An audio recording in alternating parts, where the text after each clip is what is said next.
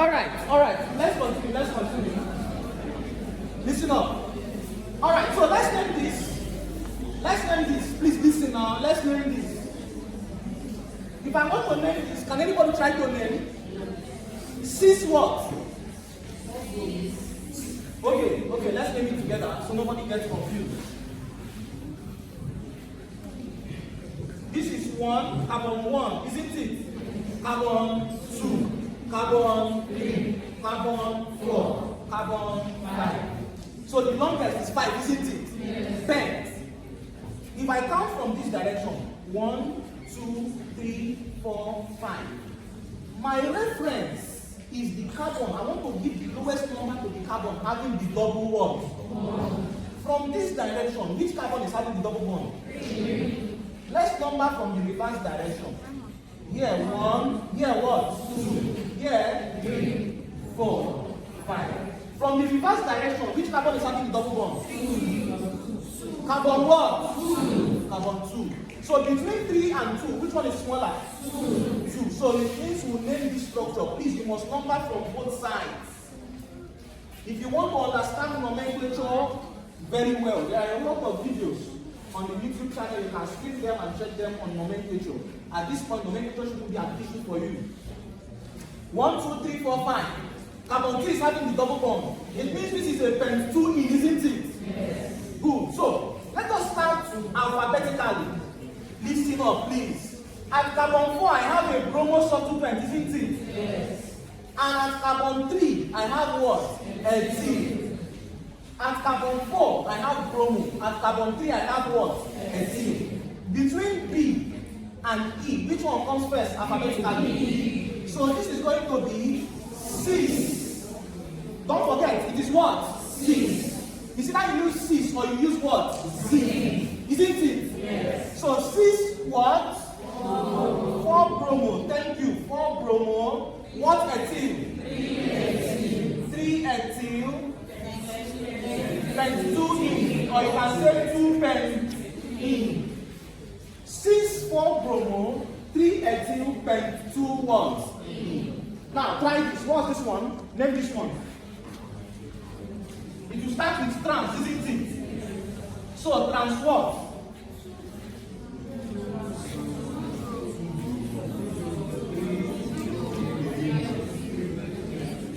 So that's trans what?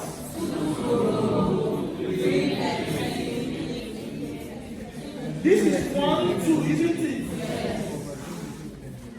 1, 2, 3, 4, 5. This is 1, 2. Carbon 2 is having the double bond. So this is trans 2 bromo. Isn't it? Trans 2 bromo. 3 methyl. 3 methyl. Then what? 2E. Very good. Alright, one last example. You will tell me if it is cis or trans, then we move over to reaction. Can I take this off? Yes.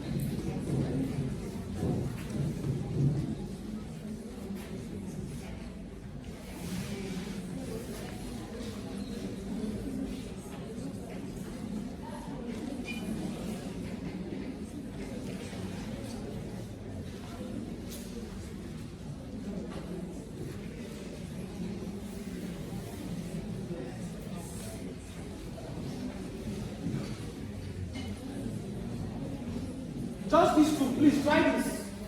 Just these two. Try to name this. These two.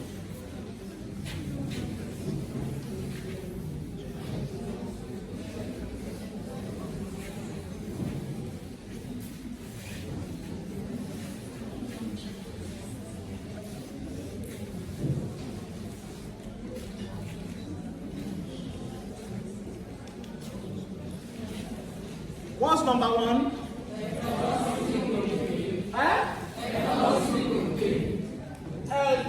Oxy what?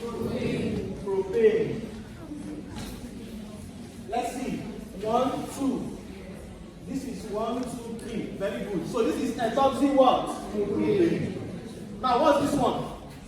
Wait, don't rush. Use calm in mode.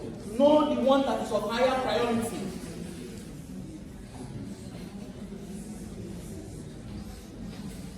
Is it cis or trans? Please, if you're confused, ask me this question. So, is it cis or trans? In this carbon, between ethyl and methyl, which one is of higher priority? Ethyl, isn't it? Yes. In this carbon, between bromo and ethyl, which one is of higher priority? Bromo. So, the two higher priorities are facing the same way, direction. So is this cis or trans? Cis. So this is cis. So what is this? Cis what?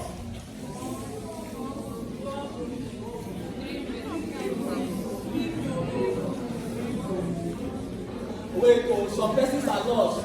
If you see, the truth is that this one is in the past question.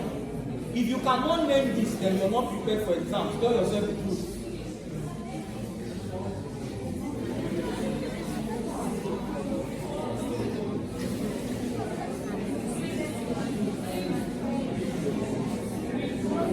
Alright, let's take this. Hello. If you know you are sure of the answer, raise your hand. If you know, if majority is sure of the answer, I'm justified. If you know you are sure of this answer, raise your hand. If you know you are sure. Don't be scared. If you know you're sure, I want to verify something. So majority does not know. Now, please listen. Please take your hands down. Please listen up. If I number from this direction, if I see you talking, please you go.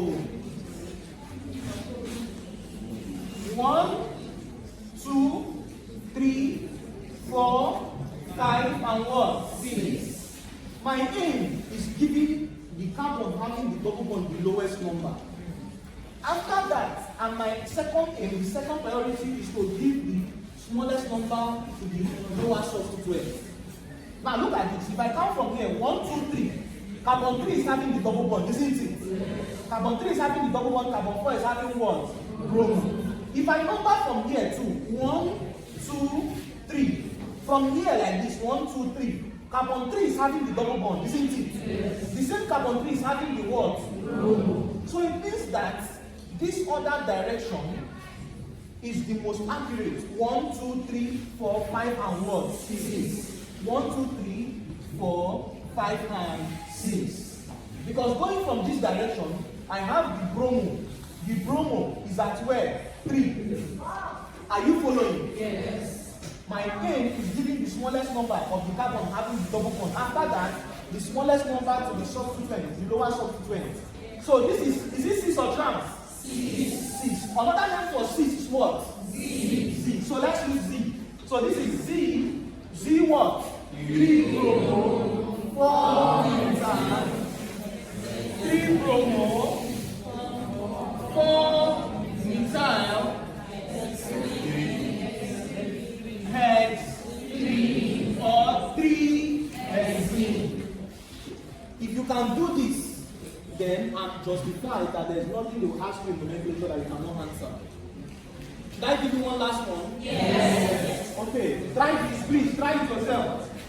Carbon to carbon double bond, and we have CH2, CH2, Br, and here I have CH3. Let's say I have CH2, CH3.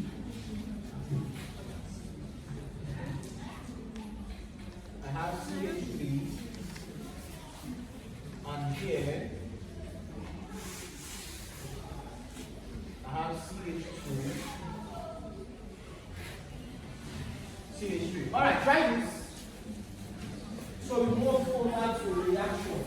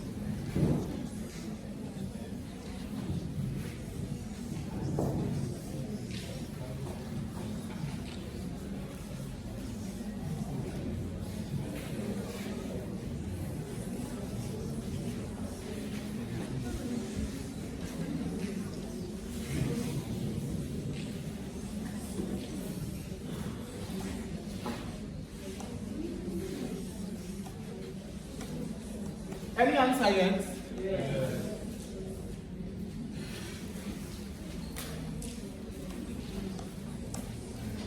What do you have? Is it cis or trans? Don't rush. Cis. Don't go and rush and forget cis or trans. So the only time you won't add cis or trans, please listen up. The only time you will not add cis or trans in a nomenclature is when one angle is not obeyed under hybridization. Those that have seen the practical videos, we said hybridization occurs in dash and dash orbitals. What's the answer? 2s and what? Now look at this. When do we use cis and trans? When do we use cis and trans?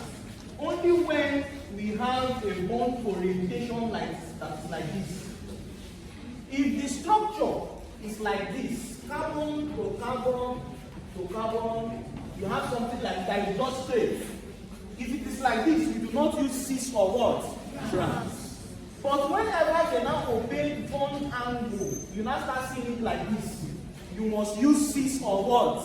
Trans. Are you following? So let's take this. Is this cis or trans? Cis. Please, who doesn't know how it is cis? I'm not interested in how far, it is how well. Who doesn't know how it is cis? Okay, so we all know. So this is cis what?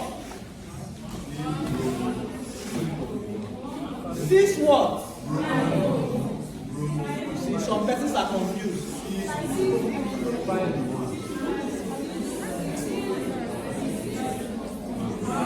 Wait.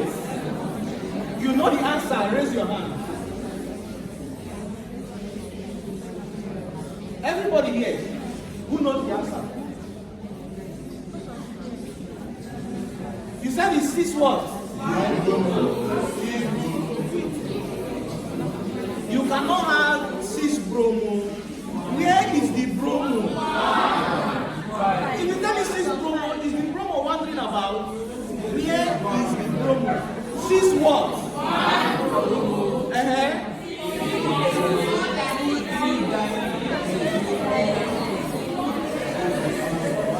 Please be careful of who you are sitting close to. I'm telling you,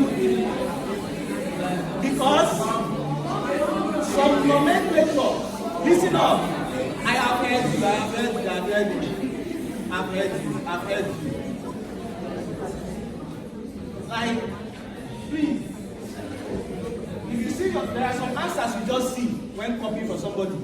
You won't copy that one. Because you know that, even if you know it itself, you know it's wrong. Okay, let's take this. Between this and this, between ethyl and methyl, which one is of higher priority? Ethyl. Between ethyl and bromoethyl, which one is of higher priority? Bromoethyl. It means the two higher priorities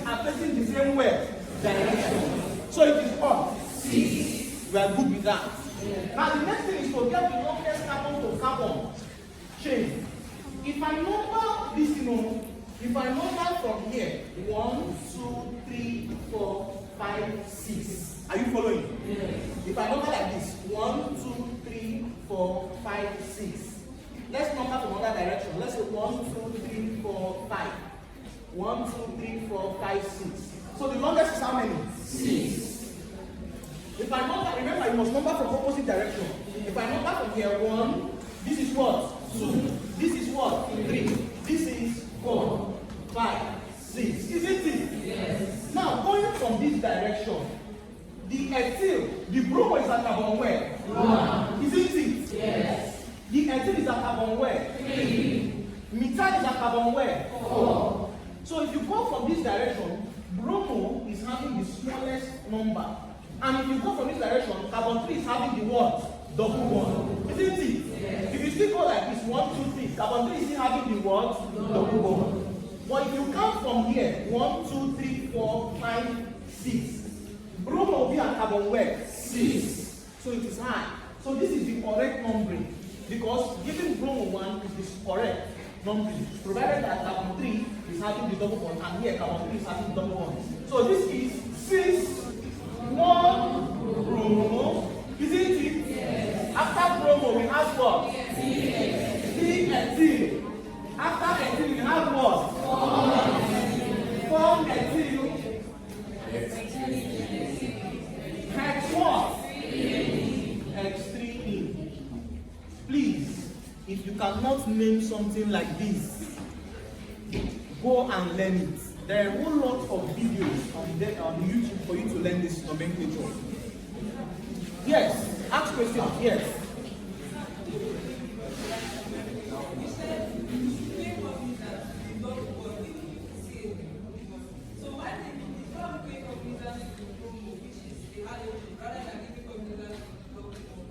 Okay, that's good. It's I gave cognizance to the double bond. Alright? If you count from here, 1, 2, 3, carbon 3 is having the double bond. Please listen. If you also count from here, 1, 2, 3, carbon 3 is having the double bond. So when you count from both directions and carbon 3 is having the same number, you now assign which direction is bromo having the smallest. From here, bromo will be having carbon 6. But from here, if you count here as 1, bromo is at carbon 1. So I gave something that's for the double bond. Because if you go from like this and like this, you have carbon 3. Please listen up, listen up. Optical isomerism.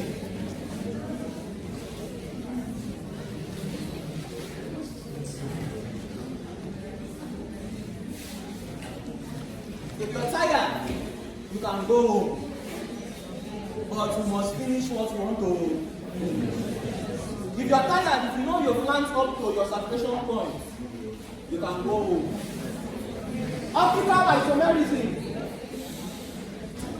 Optical isomers are compounds.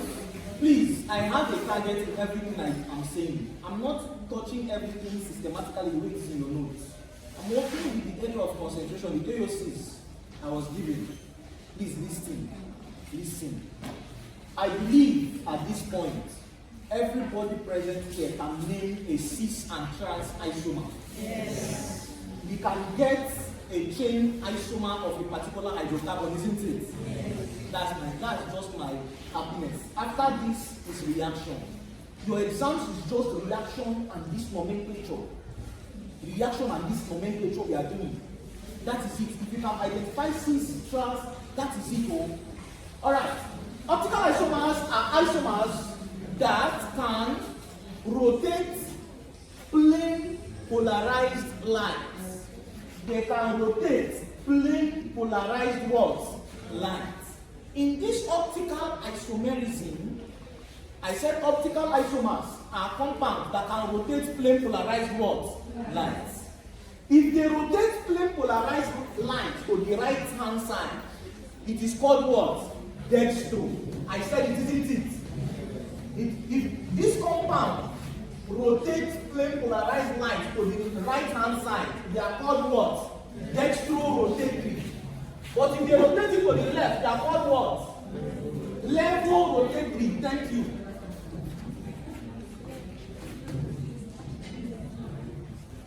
Right hand side, dextro-rotatory. Left hand side, level rotatory. Left hand side. Alright?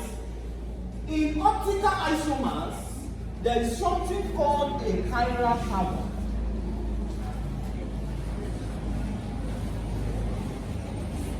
In optical isomerism, there is something called a chiral what? Carbon. A chiral carbon. Why am I saying this? Because a question will be asked, how many chiral centers are in dash? Please listen. I have a target in everything I'm saying. A chiral carbon is a carbon that is linked to different functional groups or substituents. A chiral carbon is a carbon that is linked to different functional groups or substituents. A chiral carbon is a carbon that is linked to different functional groups or substituents. Different functional group or substituents is called a chiral carbon. An example of a chiral carbon. Let's take an example.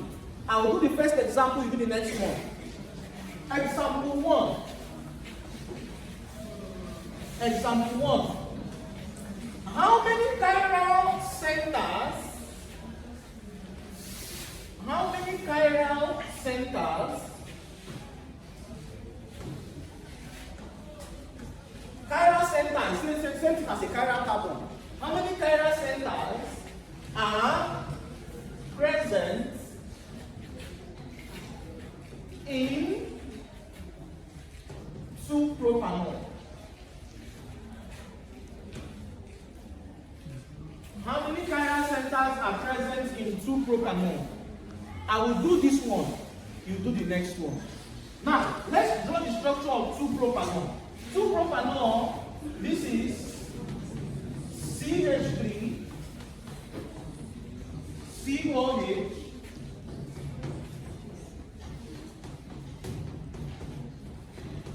this is 2-propanol, isn't it? And carbon 2, you have the what? OH.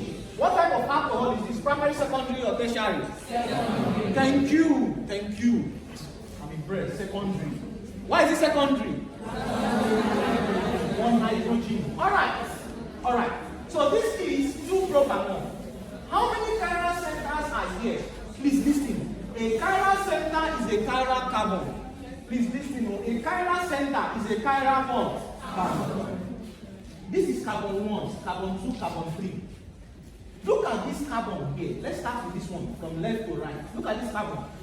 If a carbon is having the same substituent or the same functional group attached to it more than once, it is not chiral. It is called achiral. Let me explain. Listen. This carbon is linked to hydrogen. Hydrogen. Provided you are seeing more than one hydrogen directly linked to this carbon is not chiral. Instead, this carbon is called an achiral carbon. Achiral means it cannot rotate plane polarized lines. But a chiral carbon can rotate what? Plane polarized lines. Let's go to the next carbon. This first carbon is not chiral. Go to the next carbon. Please listen. Go to the next carbon. Please listen. Go to the next carbon. This carbon. Above this, I'm talking about the second carbon. This carbon, above this carbon, we have what? Hydrogen. Beneath it, is it the same thing as hydrogen? No. OH, different. By the left of this carbon, we have CH3, isn't it? Yes. By the right of this carbon, we have CH3, isn't it? Yes. Since I'm seeing CH3 appearing twice, this carbon, is it chiral? No. Because what you call a chiral carbon is a carbon that has, let's say, hydrogen, OH, let's say CH2, CH3, and something like this, CH3. Look at this carbon. Look at this. This carbon is called a chiral carbon. Why? Because above you have what? Hydrogen. Beneath you have what? OH. To the right you have what? Ethyl. And to the left we have what? So this carbon is having different subsequent and different functional group. So this carbon is called a chiral what? Are you following? Yes. You must follow. So this one, from what I explained here, whenever a carbon is having 4 different subsequent or functional groups, that carbon is called a chiral what? Carbon. So is this a chiral carbon? No. Because to the left we have CH3 and to the right we have what? CH3. So this carbon is not what? Chiral. Look at this one. This one, you are seeing hydrogen, hydrogen, hydrogen. This one is not what? Chiral. Because hydrogen is repeating itself more than once. Whenever something is repeating itself more than once, that is attached to that carbon, it is not chiral. So how many chiral carbons do we have here? No. So the answer is what? No. And it is a subjective question. They get 0, 1, 2, 3, 4. Some persons, they don't even know 2. Some persons, 4. And they will confuse you that you know it. And tell you, you don't know your eyes, you don't see him. Count again. So how many chiral carbons are here? 0. Alright, try how many chiral carbons are in 2 butanol? 2 butanol. You try that for me, let me see. 1, are you sure it's 1? Okay. What if I check and it's not 1? Okay, I love that confidence.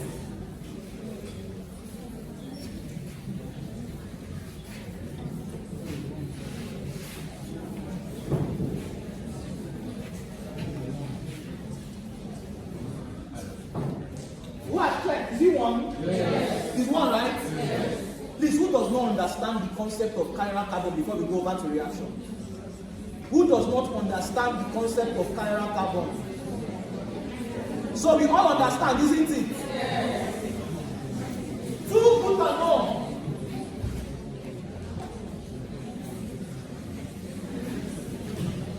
CH3, CH, OH, CH2, CH3. Is this carbon? Let's number it as carbon 1, 2, 3, 4. Is carbon 1 chiral? No. Is carbon 1 chiral? No. Is carbon 2 chiral? Yes. Is carbon 3 chiral? No. Is carbon 4 chiral? No. So how many chiral centers? 1. 1. Alright, 1. The last one, 2 methyl. The last one, okay, that is 3 methyl.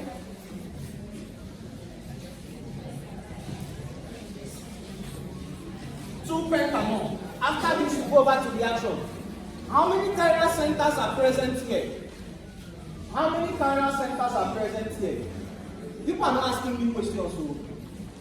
Another name for a chiral center is called an asymmetric center. I'm the one remembering the questions and answering it. How many chirals? Another name for chiral center is called asymmetric center or asymmetric carbon. Do this so we can go over to reaction.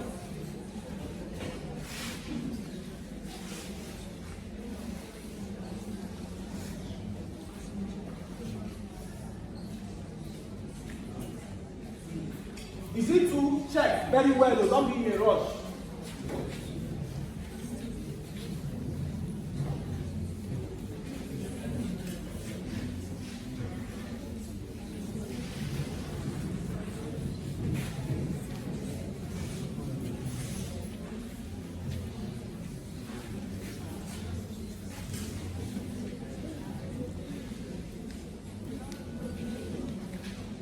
Is it 2? Yes. 2. Yes. So there's no need, right? Yes. 1, 2, 3, 4, and what? 3 methyl. 1, 2, 3. 3 methyl, 2 pentanol.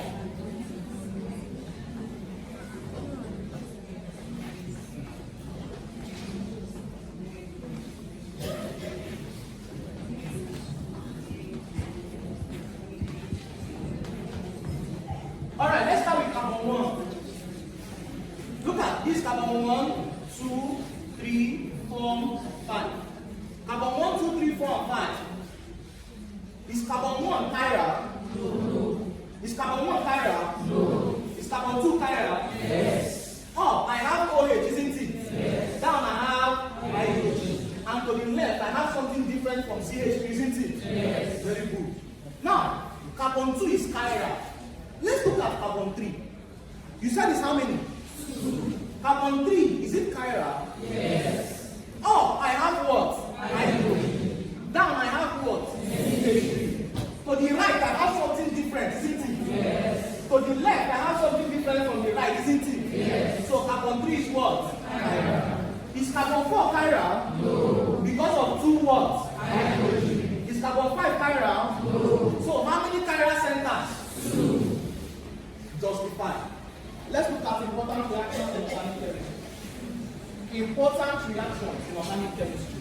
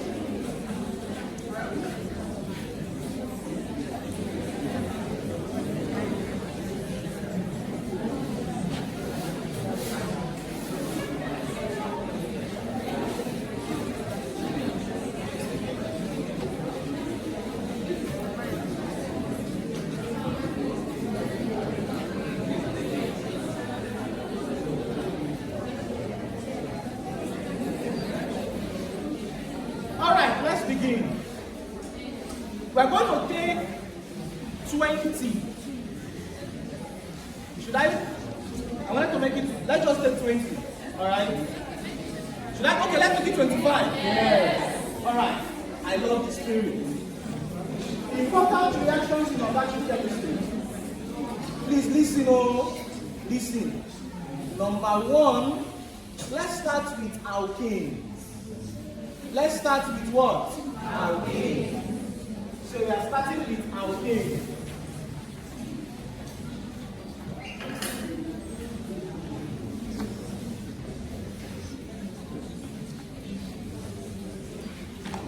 Hope we know how to name alkanes.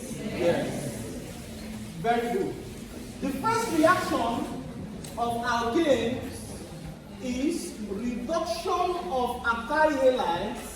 Please, I will write the name of the reaction on the board so that I can save space. Reduction of alkyl halide by metals in concentrated acid. Reduction of alkyl halides by metals in concentrated acid.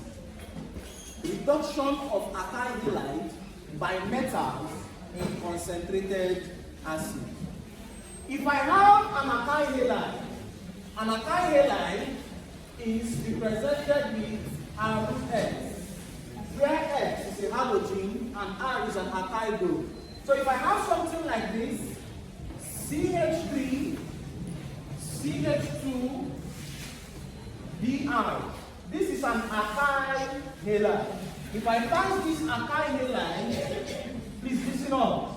I pass this alkyl halide through zinc in a concentrated acid. This is zinc, metal, mixed in a concentrated. This is how you see the symbol, though. Please listen. At the end of this reaction, I will give you a summary equation that will make you think out of the box. You will think very well. You will take it home and go and think 1 year. Yes, now, so that I don't waste time. This is an alkyl halide.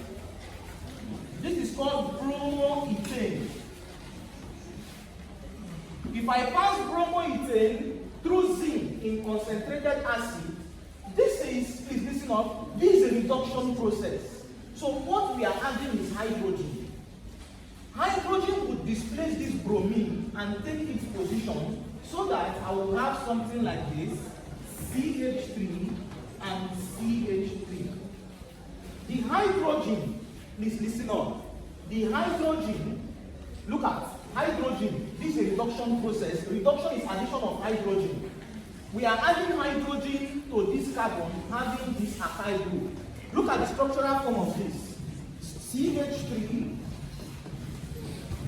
to CH2, and I have to Br. If you pass this through that reducing agent, please listen up. This bromo substituent will be replaced with a what? Hydrogen. So we'll have CH3 and what? CH3. Now I was expecting somebody to ask, where did the bromo go to? Isn't it? In organic chemistry, please listen up. In organic chemistry, we are interested in the major product. But in your exam, if they give you 2 question marks like this, it means they are asking you major and what?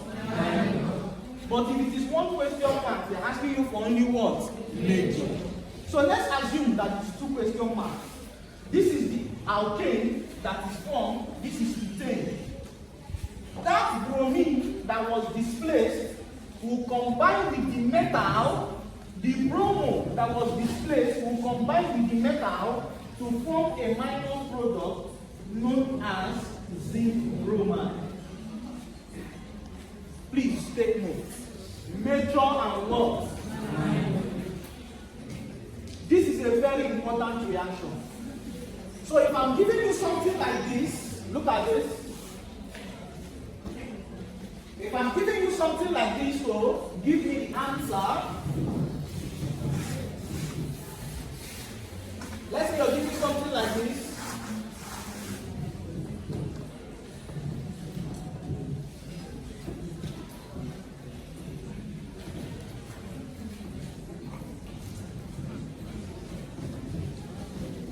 What do you have as the major product? Look at this. CH3, CH3 to 3, Br mixed in a metal mixed in acid.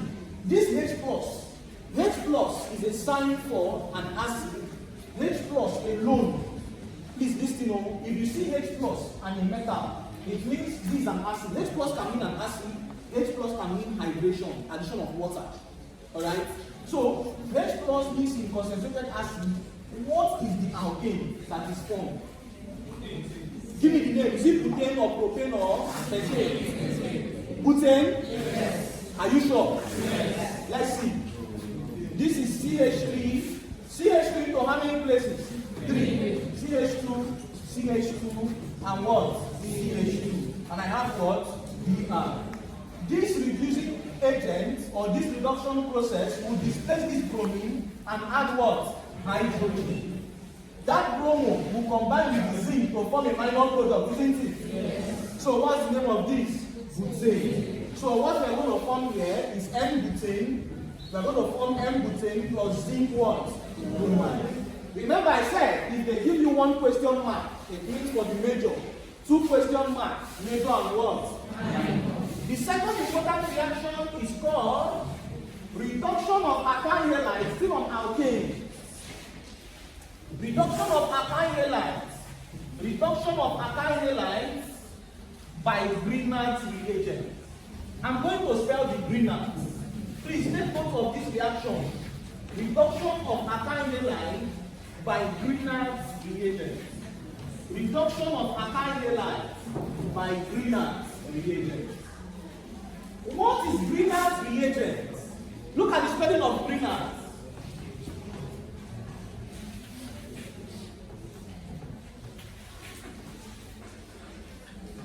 What is Grignard's reagent? Grignard's reagent is an organometallic compound. Okay, leave the organometallic. Grignard's reagent is when magnesium is mixed in dry ether.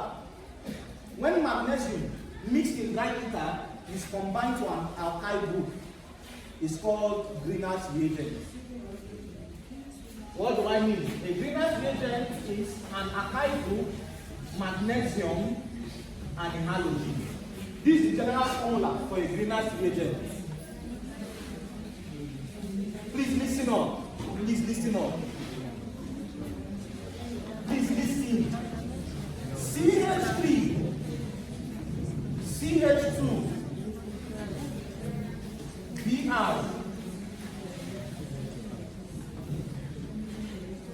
magnesium in dry ether. We have a product here. If you pass that same product through HCl or water, you have another product here. Please listen on. The reaction can go forward or backward. They can give you the answer for this part and ask you to get here and there. It's very easy, just listen. Look at, this is an alkyl halide. This is an alkyl. In alkanes, these are the most important reactions. How do I get the first product? This is an alkyl halide, bromoethane. This magnesium will attach itself in between the CH2 and the bromo substituent, so that we are going to form CH what? 3, CH what? 2, and here we have Mg and what? Br. Is this not looking like this? R is CH3, CH2, Mg, and Br is your halogen F. This is what we call a greenhouse what? Reagent. If you pass this greenhouse reagent through either HCl or water, just write one, you don't need to write the 2. In your exam, you don't write it as HCl, you will just write it as H+. So if you see H+, you won't get confused, isn't it? Remember, I told you H+ represents 2 things. Number 1, hydration. Number 2, what? Acid. If you pass this greenhouse reagent through an acid, please listen. This acid serves as a reducing agent. Remember, it's a reduction process. Reduction process adds what? Hydrogen. So what is happening here is that the one of this magnesium bromide will be replaced with what? Hydrogen. So that I'm going to have CH3 and what? CH3 plus what's the minor product? The minor product is what? Magnesium bromide. Thank you, magnesium bromide. Magnesium bromide. At first, please take note of this reaction. At first, magnesium attaches itself in between the CH2 and bromo. You have a greenhouse reagent. You pass this greenhouse reagent, you have an alkane, major product and what? Minor product.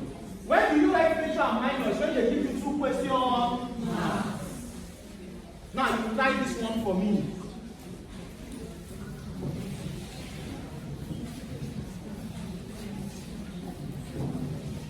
Can I take it off?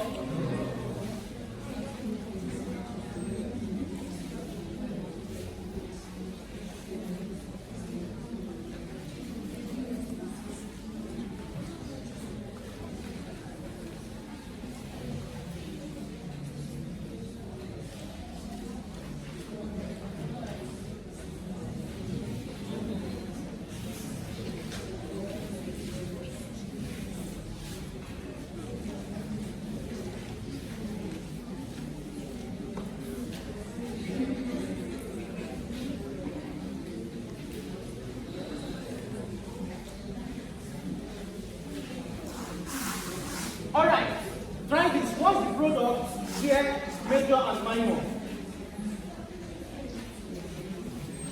Try this.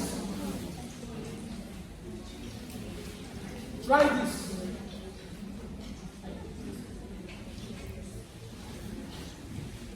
If you understand the 20 reactions, I bet you your exam is going to be very, very easy. Very, very easy. There was a record. Somebody broke a record. In organic, somebody broke a record. In organic chemistry, the person scored 60, I think it was 68 over 70. 68 It's something at 70 because it doesn't got everything. 68. I think I've told you guys this one before. 68 over 70. 68. I think 3 students have even scored this 68 then, because the other one was on 95 over 100 after C and everything. And one was, let me not call department. I'm not calling department, do that one. So what do you have? What do you have? What do you have? Eh? Who is done? Nobody is done. You're done. Let me see what you did. She's not.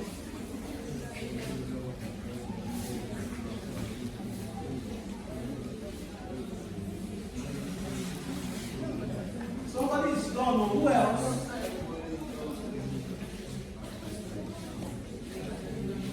I'm impressed, at least. So many persons understand what I'm saying.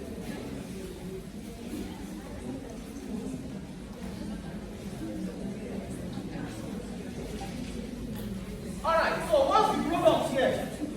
This magnesium will attach itself where? At carbon 2, isn't it? So we have something that looks like this. In this case, we have something that looks like CH3, isn't it? CH. Here we have what? MgBr. This is what they want to see, the greenhouse reagent. Then you write every other thing. CH2 and what? CH3. If you now pass it through this acid or water, what do you form? If you remove this MgBr and replace it with what? Hydrogen. So the product you have here is going to be CH what? 3. Here, I will replace this MgBr with hydrogen, so I have CH what? 2. CH1, 2, and CH3 plus minor product, magnesium bromide. Please don't forget. Don't forget. Any question? Yes.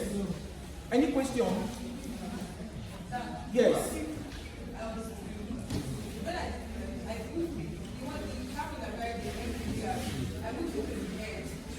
Yeah. No, it's not correct. Anywhere you see your bromo, that's where you put your magnesium. Wherever you see your bromo, you put your magnesium there. Are you following? Okay. Yes. Eh? This reaction, yes, you can call the cycle alkanes. You can call the cycle alkanes. Where you have a bromocycle compound. You get, if you add magnesium, you have MgBr. You remove it, you have the cycloalkane. Alright, the third reaction, please listen up, is called hydrogenation. Let's do hydrogenation. Let's look at. Why is that so?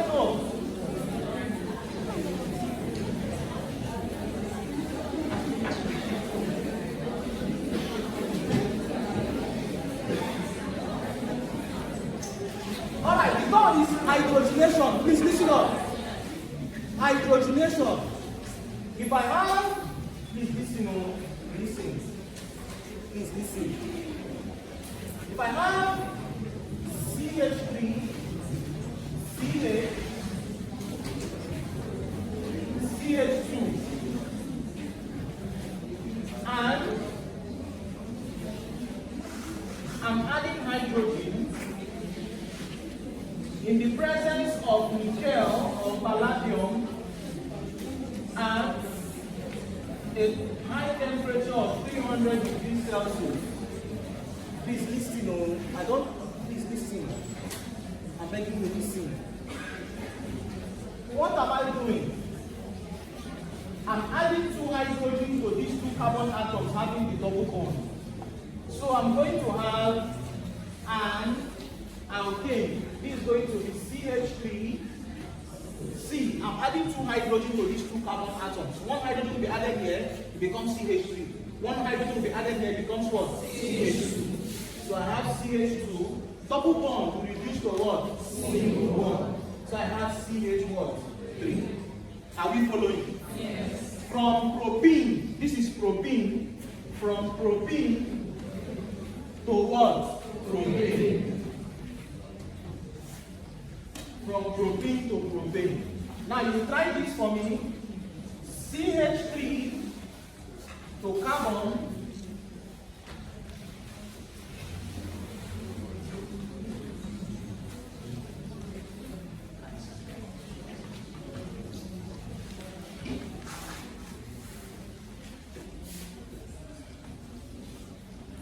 what do I have here? This one was double bond, this one is triple bond. If you observe the number of hydrogen here, this is 1 molecule. This is how many molecules? 3. Is what? Propane. Very good. Whenever you are hydrogenating a triple bond, please listen. Whenever you are hydrogenating a triple bond,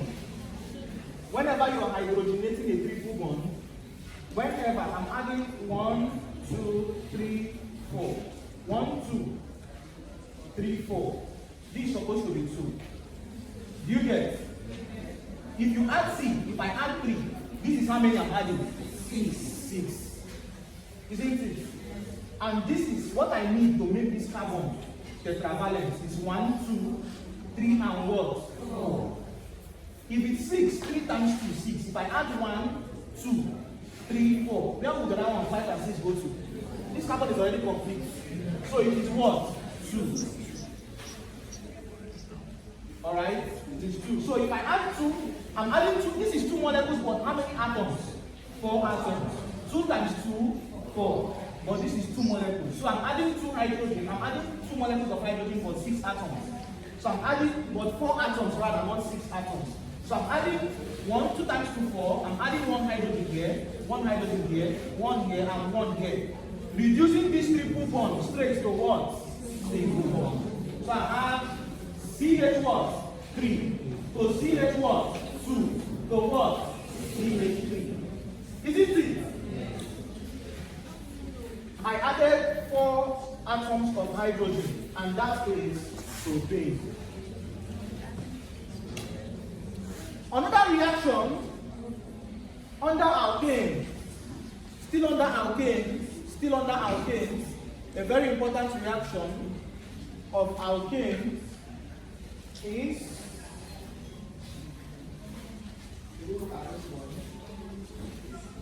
okay, combustion reaction. Combustion is the burning in the presence of what? In the absence of oxygen is called what? Pyrolysis. I've taught this severally. Like reactions, I have a couple of videos on reactions. We said combustion. Combustion is burning in the presence of what? Oxygen. I know so many of you are tired. Don't get tired, alright? We'll finish. So if I have CH3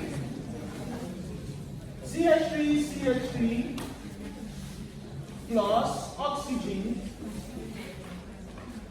what will I have? CO2 and what?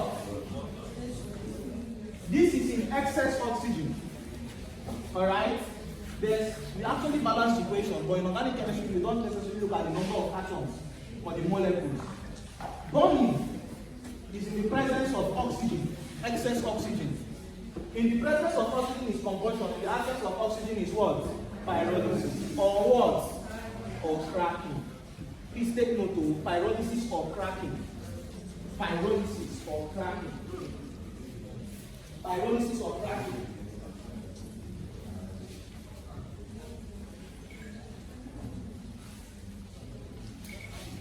We are done with reactions of alkanes. Under alkanes, how many reactions did we look at? 4. Is it 4 or 5? 4. No, it's supposed to be 5. The last one is halogenation.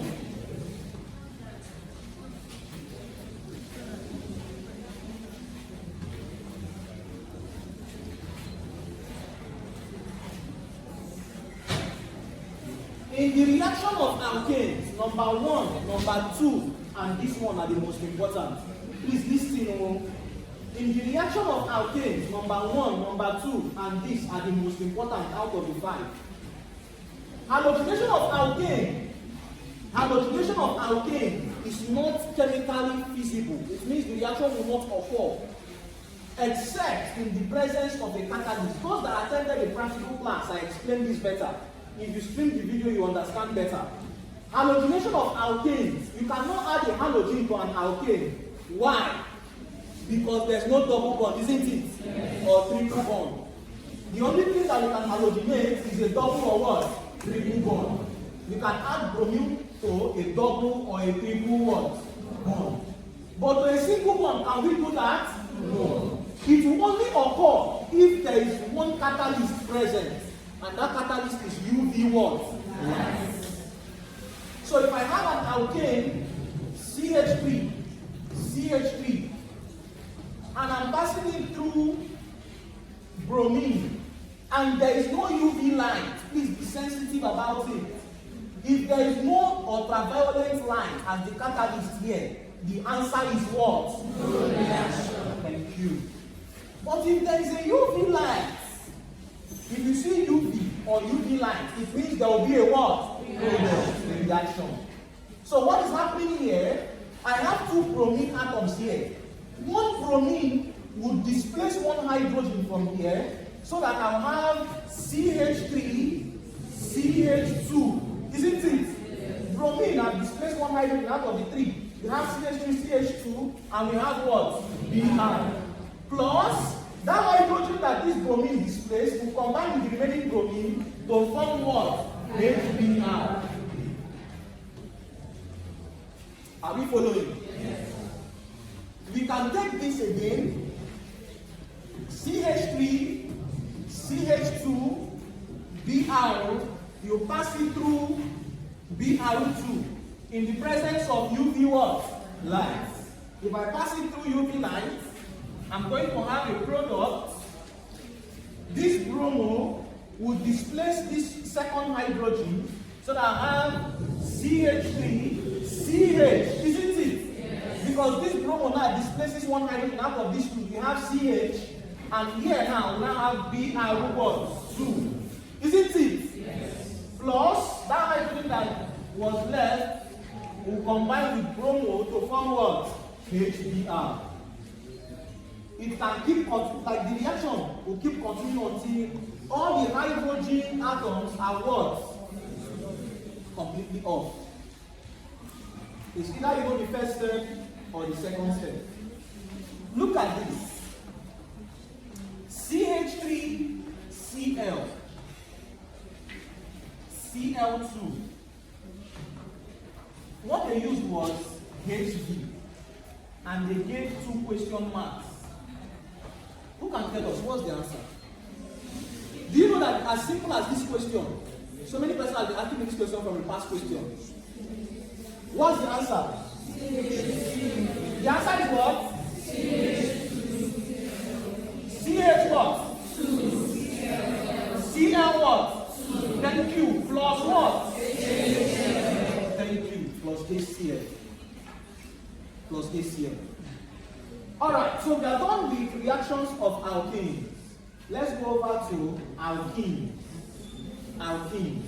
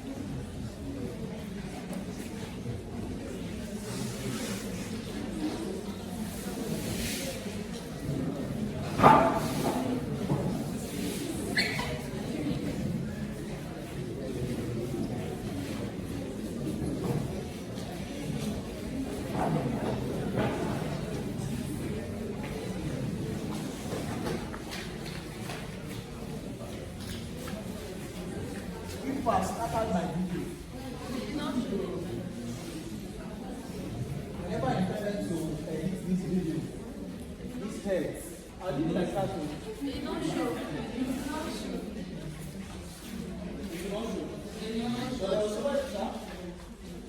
Okay, let's look at alkenes.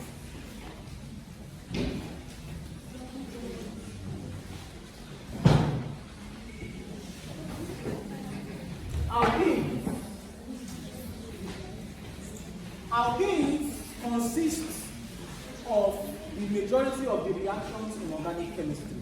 Alkenes. Let's start with the first one. Let's start with the preparation of alkene. I don't want you to write preparation of alkene. Just write number one. Number one, dehydrohalogenation of alkyl. Number one, dehydrohalogenation of alkyl. Dehydrohalogenation of alkyl. That's number one. In the presence of alcoholic KOH or NaOH. An alkyl halide, for example, CH3, CH2, CH2, Br.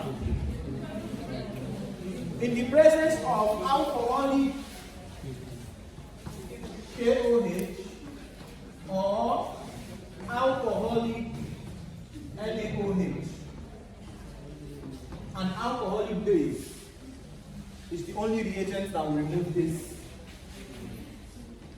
Dehydrohalogenation. Please, whenever you see ALC, okay, whenever you see ALC, this means alcoholic base or alcoholic NaOH. What is happening here is elimination reaction. If I draw the structure CH3, CH2, CH2,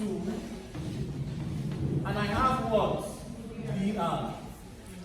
This is it. CH3, CH2, CH2, and Br. What do I do? Very easy. Since this bromo substance is at carbon 1, this is carbon 2, and carbon what? 3. Elimination must be from adjacent carbon what? Atoms. Elimination must be from where? Adjacent carbon atoms. What do I mean? Is that if you are eliminating from carbon 1, you are eliminating one atom from carbon 1, the other atom must be from carbon where? 2. So since bromo is here, hydrogen is up and down, I want to eliminate bromo and a hydrogen. So I'll bring this bromo subsequent to this part. It is still the same name. Nothing changed. I just move bromo from here to this part. It's still the same name. Still bromopropane, bromopropane. This bromo is still at carbon 1. Now, why am I bringing it down? So that I can eliminate hydrogen and what? Bromine. I'm eliminating hydrogen and bromine. That's why the name is called dehydro what? Halogenation. Dehydro, D means removal. Dehydrohalogenation means removal of hydrogen and what? Halogen. So if I remove this hydrogen and halogen, I will form a double bond here, isn't it? Yes. So that my product is going to be CH3, isn't it? Yes. C what? CH. Double bond and what? CH2. So I have CH3, CH, double bond, and what? CH2. Can anybody tell me, is there a minor product? Yes. H what? Now, you're going to try this, and we'll go to the next reaction.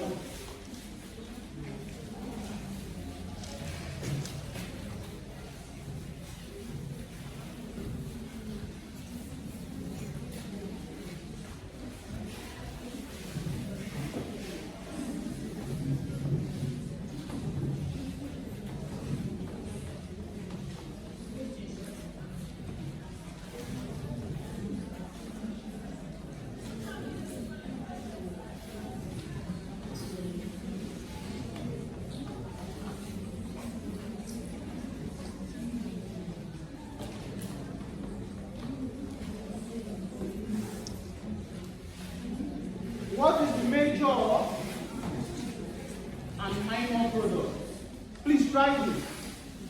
What is the major and minor product? From what I explained here, try this. Don't get tired. Are you tired? No. Sincerely, are you tired? No.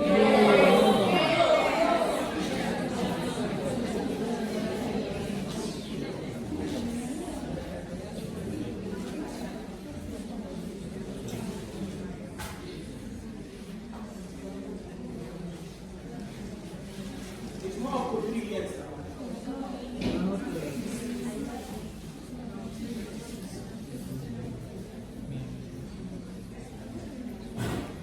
Exam is tomorrow, so there is no time. Push yourself beyond the limit. Meet that grade. For those persons that want to transfer, so you can transfer. For those persons that need a good grade, so you know, it's not everybody that needs good grade.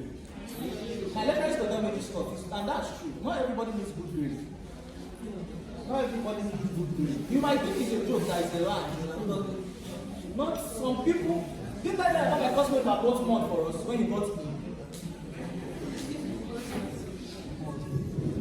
E in the 3-minute course?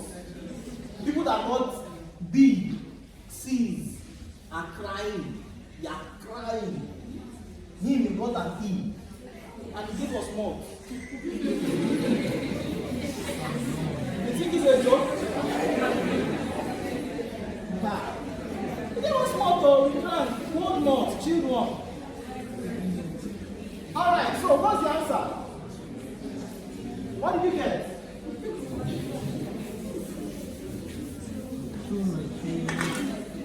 2 what? 2 methyl. I just tried to confuse some persons. Let's draw the structure. The structure is CH3 to CH, isn't it? Yes. Now I have what? CH3. So I have H, I have what? Br, and this other part is what? CH3. Isn't it? What I'm removing is hydrogen and what? It must be from adjacent carbon what? Atoms. So since I'm removing hydrogen and bromine, my product is going to be, call it out for me, CH3, CH3, double bond, CH, CH3, CH what? Minor product. Whenever you see these catalysts, you know that we are removing hydrogen and what? Halogen. We are removing hydrogen and halogen, yes. From where? Like this.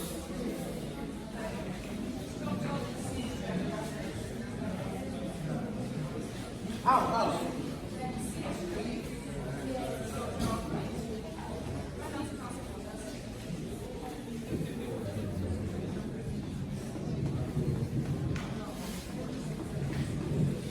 Like this. Okay, like going like this. Okay, she asked a very nice question. Please listen up. She said, why don't we cancel like this? Taking off this hydrogen and this bromo. If you take off this hydrogen and this bromo, you will get a minor product from SAT.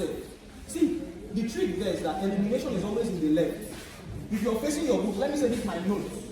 Elimination must always be like this. You get to get the major product. It's always like this. If you go like this, you will get a product that will have a double bond. But from success, you're going to get a 1 in, and that's a minor product. So this is a major product. Alright?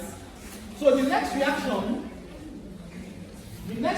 alkene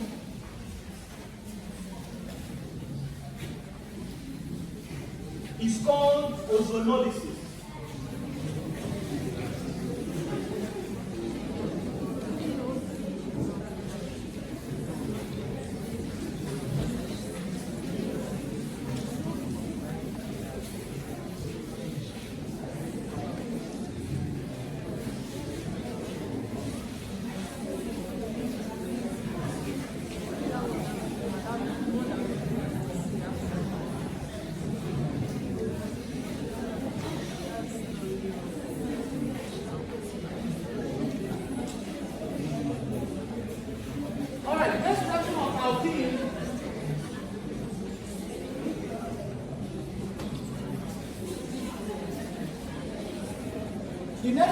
called ozonolysis.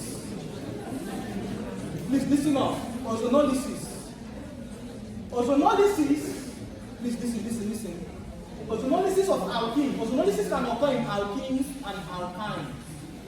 Ozonolysis can occur in alkenes or what? Ozonolysis of alkenes yields carbonyls. Ozonolysis of alkenes produce a carbonyl compound. What is a carbonyl compound? An aldehyde or ketone.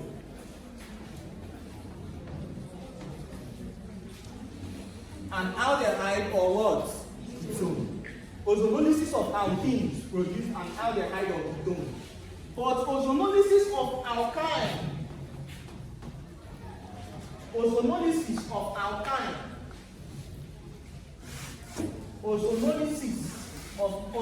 can occur in double bond or triple bond. Ozonolysis of alkene yields aldehyde or ketone. Ozonolysis of alkyne yields a carboxylic acid. Carboxylic acid. So, understanding this, let's look at the proper reaction. I said ozonolysis of alkene yields what? Carbonyls. Ozonolysis of alkynes yields what? Carboxylic acid.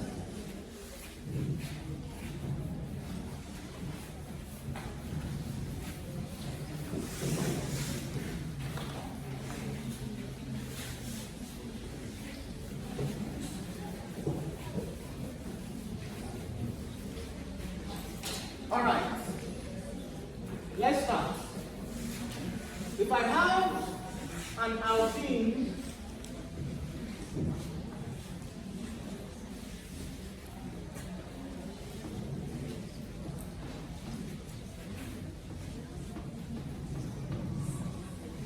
I'm going to do this with two different alkenes. And I have another alkene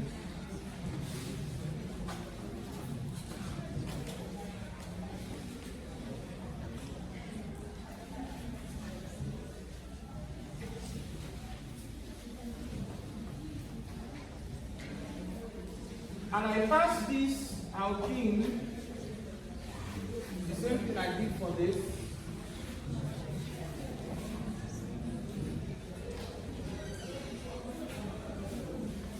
I pass them through O3, and I'm asked to get a product here that if I pass through an acid,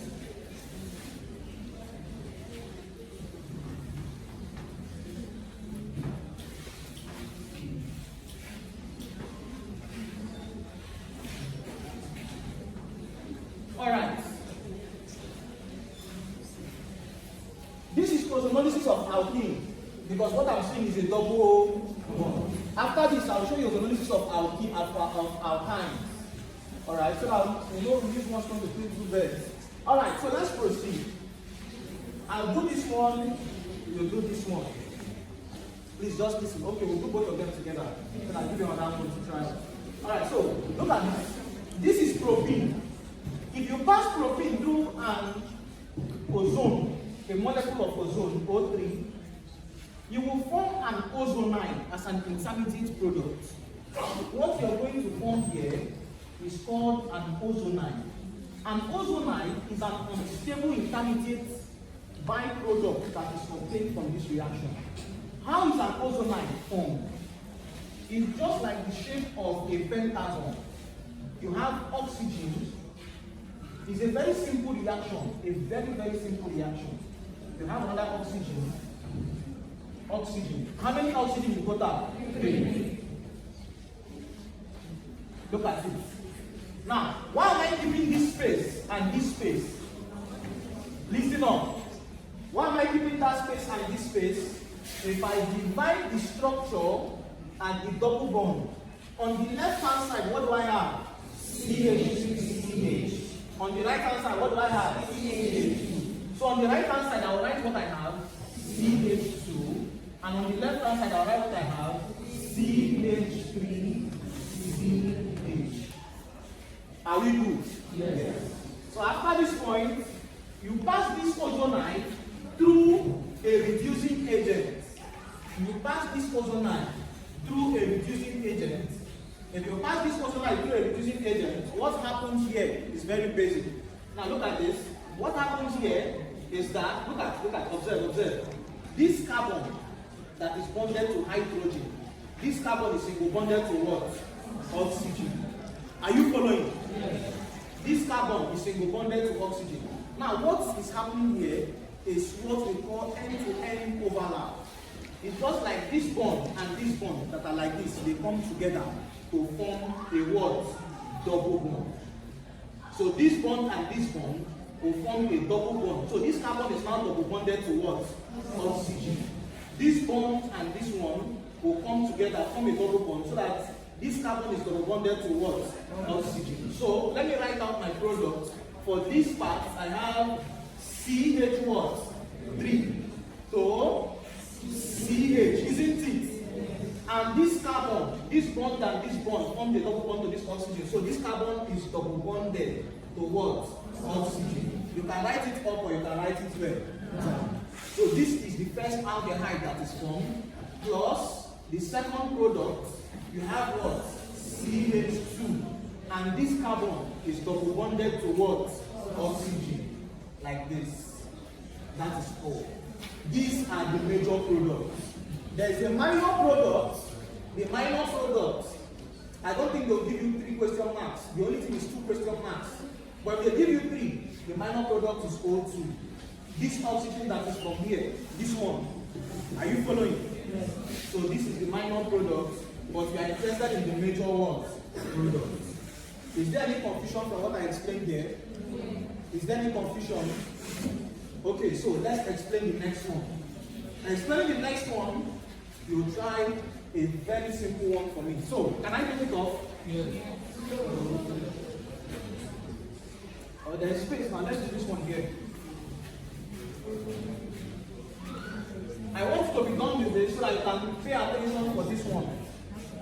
Alright, for the analysis of this, if we divide this at the double bond, what do we have at the left hand side? CH3, C, CH3. Isn't it? Yes. Are we good? Yes. I will draw the ozonide.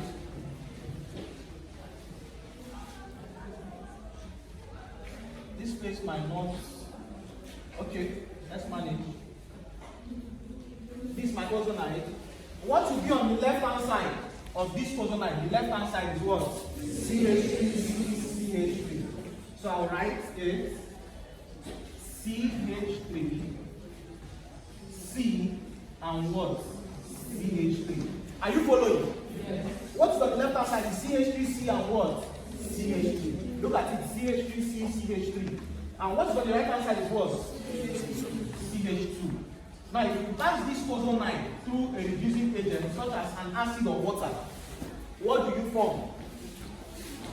What we said there will be an end-to-end what? Overlap. This bond and this one will form a what? Double bond. This and this will form a what? Double bond. So the first product is going to be, my first product is going to be, somebody should tell me, CH3. So, C, isn't it? This carbon now is having a double bond to what? To oxygen. Double bond to oxygen. And what do I have here? CH3. Plus, this is what? CH2, double bond to what? Oxygen. Look at this. This is called a ketone. This one is called an aldehyde. But here we have 2 aldehydes, ethanol and what? Methanol. But here we have propamone and what? Methanol. Don't get confused. So hope you know how I got this. Hope you know how I got this. Okay.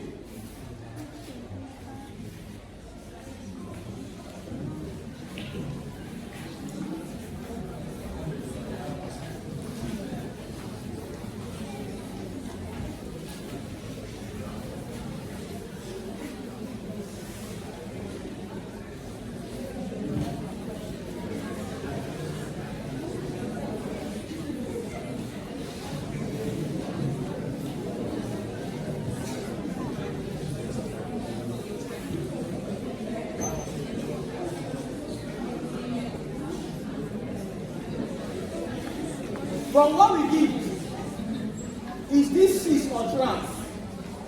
From what we did, is this cis or trans?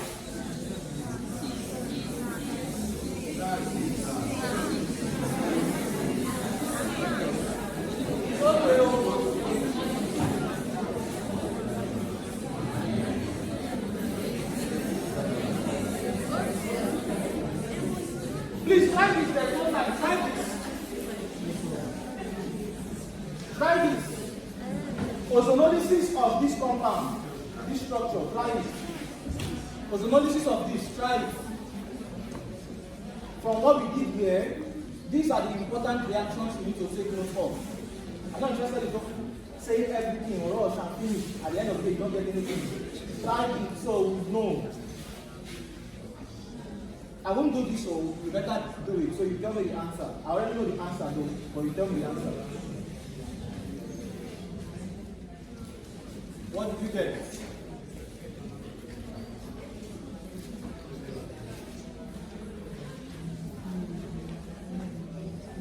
Yeah, somebody has gotten an answer. You said what? Ethanol plus propanol. Okay, NO and okay. Who else?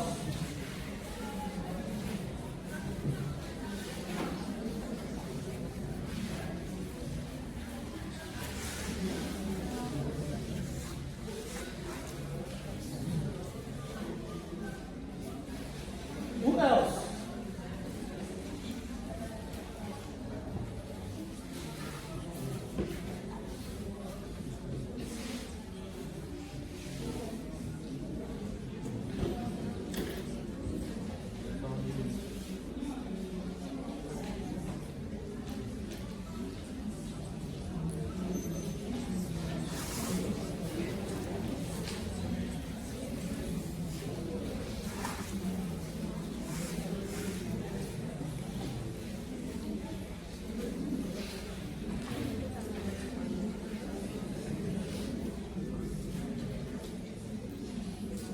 So answer. What's the answer? Ethanol and what? Ethanol and, is it propanol and ethanol or ethanol and propanol? Ethanol and propanol. Ethanol and propanol. Very good, I'm impressed. So it means at the end, you will get something like this, and the end product, CH3CH double bond to oxygen, isn't it? Yes. And CH3 and CH3, isn't it? Yes. Very good. So the ozonolysis of alkene is clear, isn't it? Yes. Let's look at ozonolysis of alkyne. Ozonolysis of alkyne. Ozonolysis of alkyne, it yields a what? Carboxylic acid. Yes.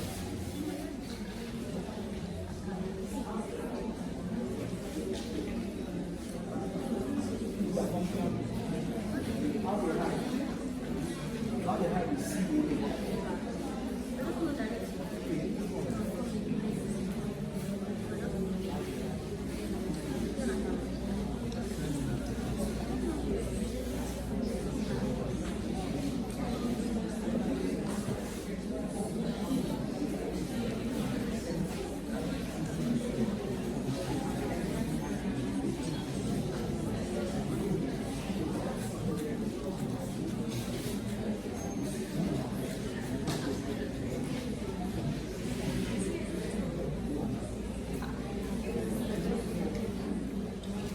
All right.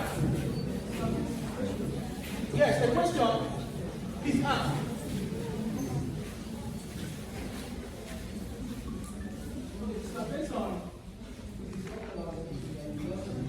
Yes.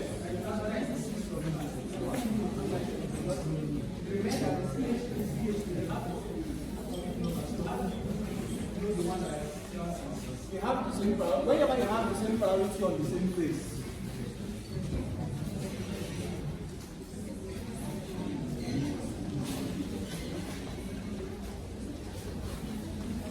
Like this, alright? This is higher than this. These two are the same words. Priority. Alright? Definitely, if you have something like this, they cannot give you a carbon that have the same substituent of the same priority. Okay? They can never give you that. If they give you that, it means it's going to be a bonus question. You cannot have a carbon having the same priority. One must be higher, one must be what? Lower. But it can go. Alright? I just need that to ask you.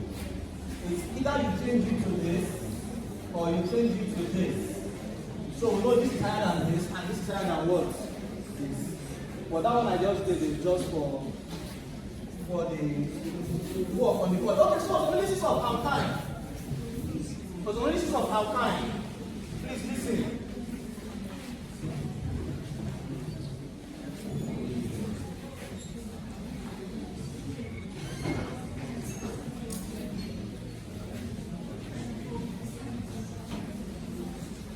Ozonolysis of alkane. If I pass an alkane through an ozone molecule, see, I will tell you the difference between ozonolysis of alkene and alkyne. In alkene, hope you know that H+ is water or an acid. Good. But in alkyne, the second aspect before you get the carboxylic acid, what we use there is a peroxide. Like in alkenes, after the ozonide, before you get the aldehyde and ketone, alright, that means plus I do right. H+ for water and acid for alkene, ozonolysis of alkene. If it is ozonolysis of alkyne, this place would be a peroxide. Alright? Ozonolysis of alkyne occurs in the presence of a what? Peroxide. Alright, so let's see ozonolysis of alkyne. Ozonolysis of alkyne, I'm going to form an ozonide. This ozonide can be drawn in different ways or different patterns. Now, on the left hand side, if you divide it here, on the left hand side, what do I have?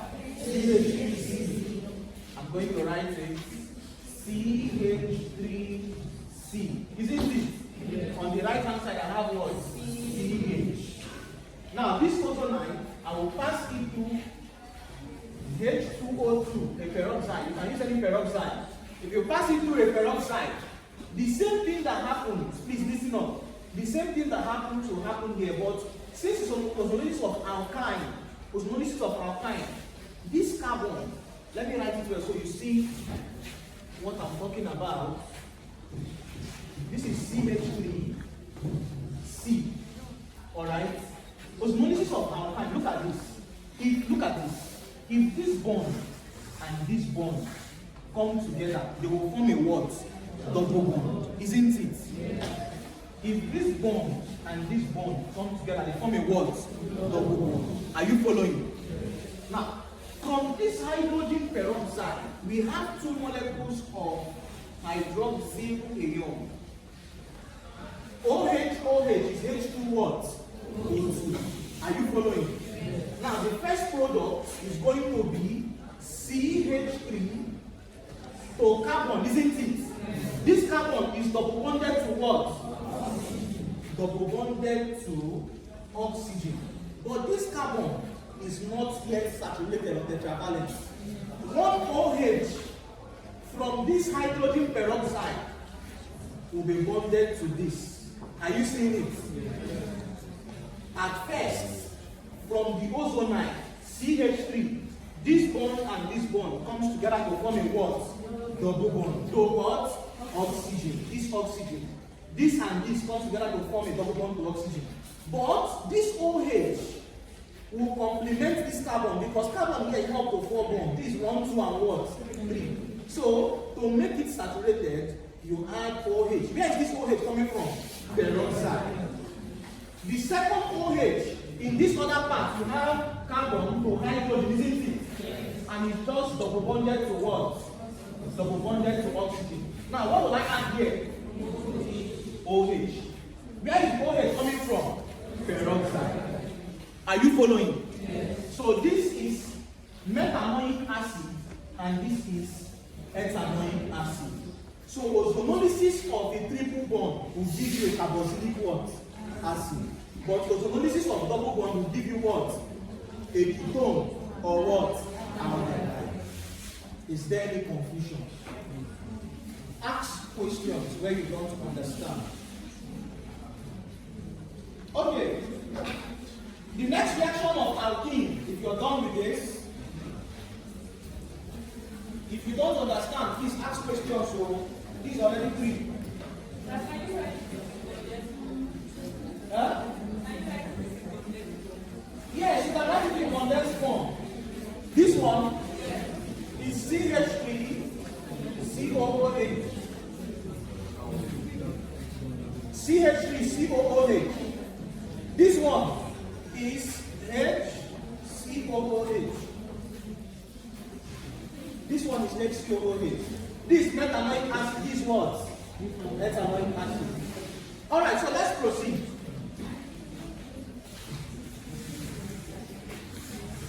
I'm just considering those that were streaming online before the incident happened.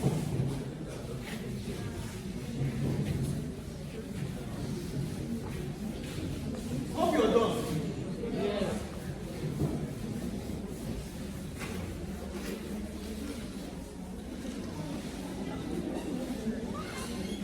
The next reaction of alkene is dehydration of alcohol.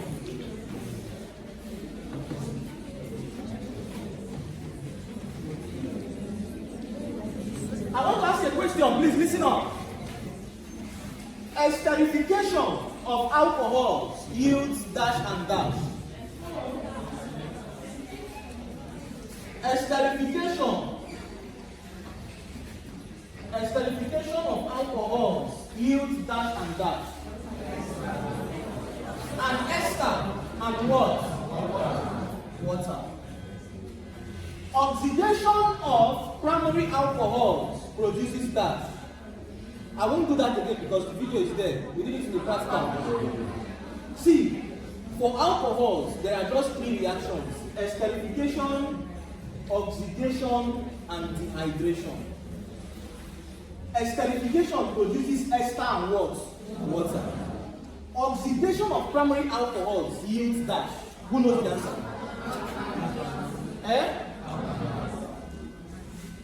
Oxidation of primary alcohols. Okay, complete oxidation yields dash. Carboxylic acid. Oxidation of secondary alcohols yields dash. Ketones or alkanes. Very good. Yes. Okay, so dehydration of alcohol occurs in the presence of concentrated sulfuric acid. Dehydration of alcohols occurs in the presence of concentrated sulfuric acid.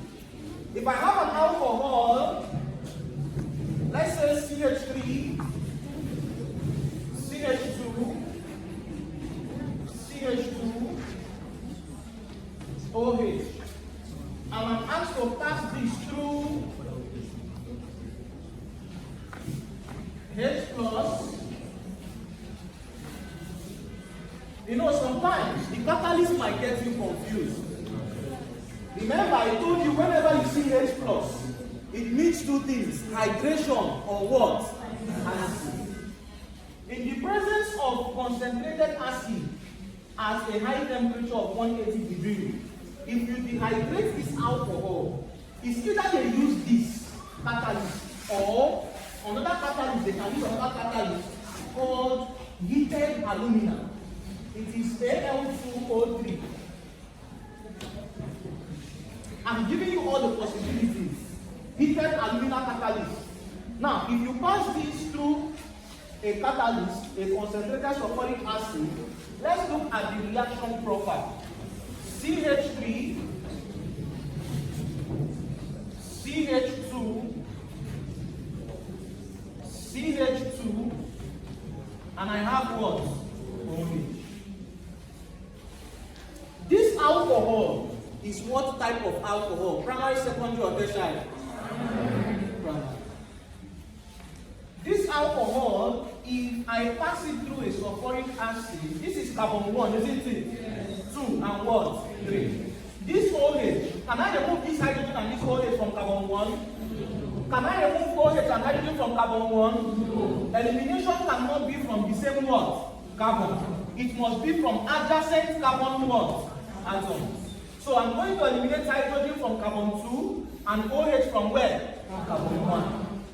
This part where I eliminated the hydrogen and OH, I'm going to form a what? Double bond. So my product is going to be what? CH3, CH, double bond, CH2. Dehydration of alcohols can yield two isomeric products. Dehydration of alcohols can yield two isomeric products. Dehydration of alcohols can yield two isomeric products by a condition known as a hydride shift. Dehydration of alcohols can yield two isomeric products by a condition known as a hydride shift. An example of that reaction is butanol.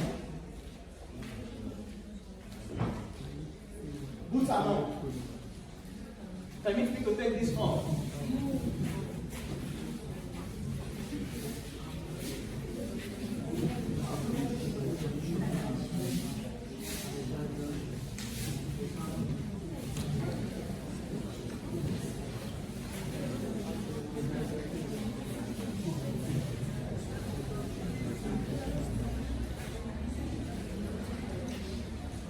Alright, look at this. If I have butanol, if I'm asked to dehydrate butanol, butanol is CH3, CH2, CH2, CH2, and what? OH. Isn't it? This is what? Butanol. If I pass it through concentrated sulfuric acid, I have to bring this OH where? Down. And put the hydrogen here. Now, if I eliminate this if I eliminate hydrogen and OH, I'm eliminating hydrogen and OH. What do I have as the first product? CH3, CH2, CH, double bond, and what? CH2. If I want to get the second isomeric product, the second isomeric product will be by a hydride shift.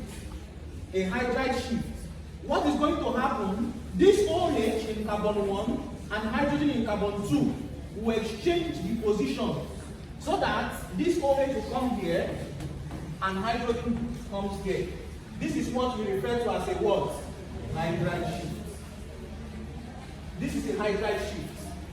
OH was here, carbon 1, it changed its position with carbon 1 and the hydrogen in carbon 2. Now look at this. If I exchange their position, if I eliminate hydrogen and OH again, what do I have? CH what? 3, CH, double bond, CH, CH3. Isn't it? Very good.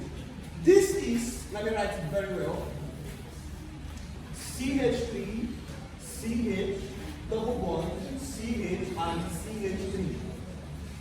These are the two isomeric products. This is one butene, and this is what? 2 butene. This is 2 butene. And this is what? 1 butene. 1 butene and 2 butene are the two isomeric products you can get from dehydration. So if they ask you to dehydrate an alcohol and they give you 2 question marks, if you ask to dehydrate an alcohol and you're giving 2 question marks, you're going to get a 1 and a what? 2 alkene. Alright, the next reaction of alkene. That's reaction what now for alkene? Is it 4 or 3? Remove the one for alkyne. I'm not about alkyne. For alkene, this number what? Number 3 or 4? 3.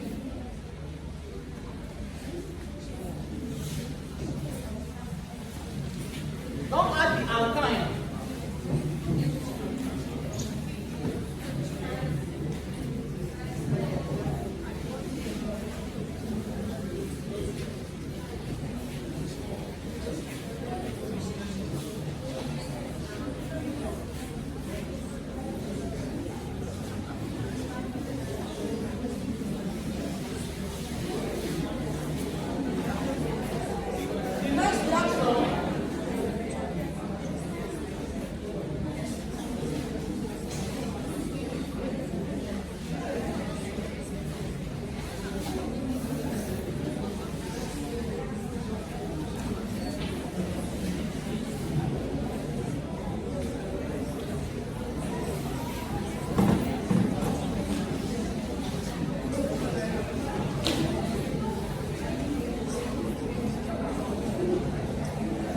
it follows Markovnikov's rule. What's the time now, please? 3 what? 3:20.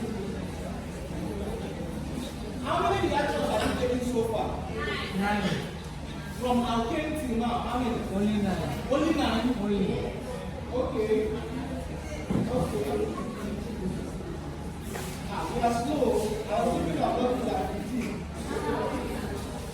Okay, so if you get this one, alright, I will give you the just list out the remaining 10 reactions.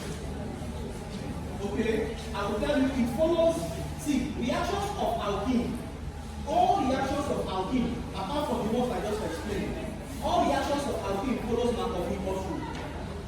All reactions of alkene follows what? I'll explain. If we take this, we look at amines, just one reaction in amines, and only one reaction of ethers, and we are done. So this is 9, we'll take 10, and 11. Just one example each, and we're done. This is our final tutorial for the semester. Alright? Our final tutorial for the semester. Please listen up, listen up. Like I said, at this point, some persons listen now. The aim is that when you get to year 2, you're already in year 2. When you see anything you're learning from your year 2, you will definitely see organic chemistry. Those persons in biochemistry and chemistry departments, you will learn advanced. They call it advanced because you'll be looking at EN1, EN2, SN1, SN2, all of those stuff, alright? But during the holiday, please listen up. During the holiday, we'll have different live classes on the various topics. At least I'm going to do an introduction to all these topics. Please listen, stop making a noise now. I'm going to do an introduction to all these topics. So you have a solid foundation. Because I know that it follows, it's as if most of my students, when they get to year 2, they tend to, in fact, they are now matured. And I like that. You get, because they are now independent. They don't need tutorials anymore. And me, I like it because I've built and I've raised men. Yes. Okay. So, yes, it's true. The person, it's true. The person teaching them there, I think it's in year 2. I taught him, he's a chemistry department, now he's teaching other persons. So that is impartation, isn't it? So when you get there, year 2, not when you're junior college meeting, please, can you explain this for me? I'm having it there. Alright. Okay. Markovnikov's rule. Let's take Markovnikov's rule. We just have only 2 other reactions and we'll call it a day. Alright? Just 2 other reactions, I'll read down the rest and we'll call it a day. Markovnikov's rule, what does it say? Markovnikov's rule states that in the addition of, please take note of the statement, in the addition of hydrogen halide, to an unsymmetric alkene, in the addition of hydrogen halide to an unsymmetric alkene, the alkene must be unsymmetric to follow Markovnikov's rule.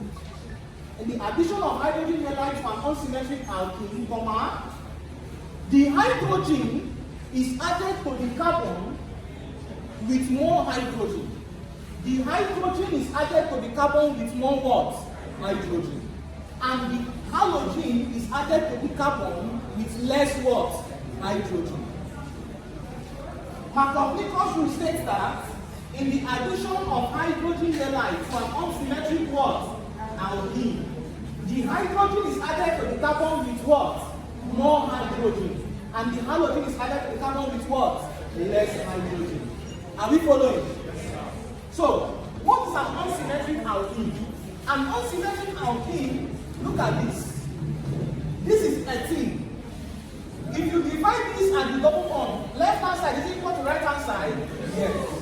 Whenever what you have on the left is equal to what you have on the right, please listen.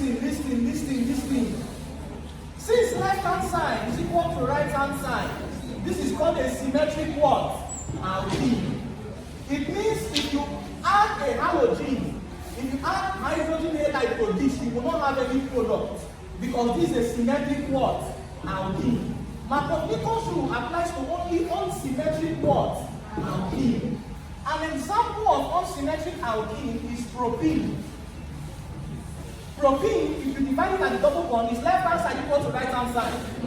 So this is called an unsymmetric what? Alkene.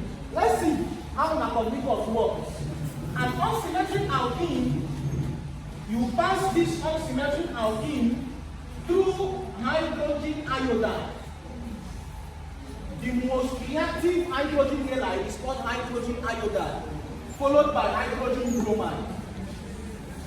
If you pass this through a hydrogen halide, Markovnikov is saying that, please listen up, there is no way you write the exam and you will not see this reaction.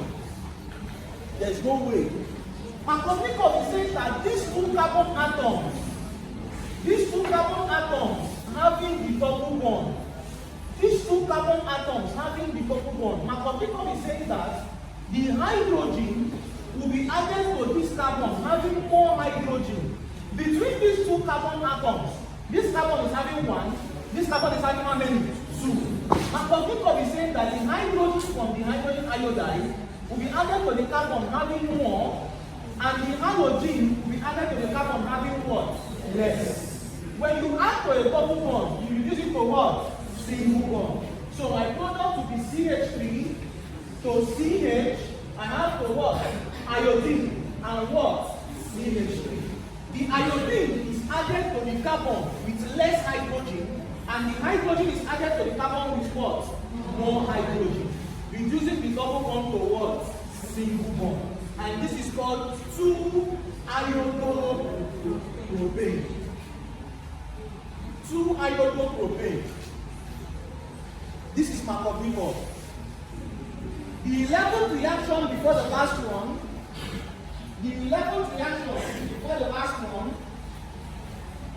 is addition of alkyl halide to imine. I will read out the other reactions for you. Please, if you get home, sit down and study. Do you know that? Let me tell you something. I'm somebody that I love challenging. So of you don't have that vibe again. It's gone. How many persons? It's not about the hours. But can you sit for 2 hours and study? Yes.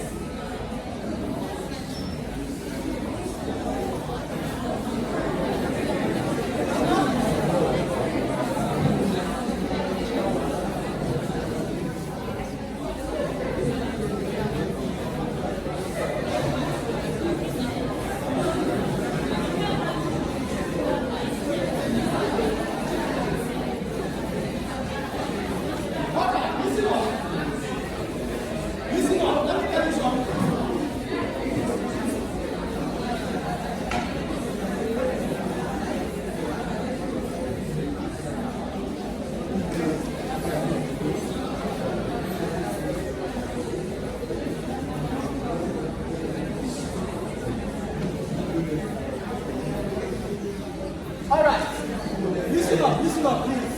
Listen. What we know how to name them in. Yeah.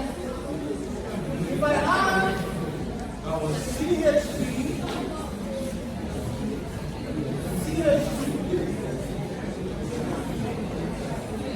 plus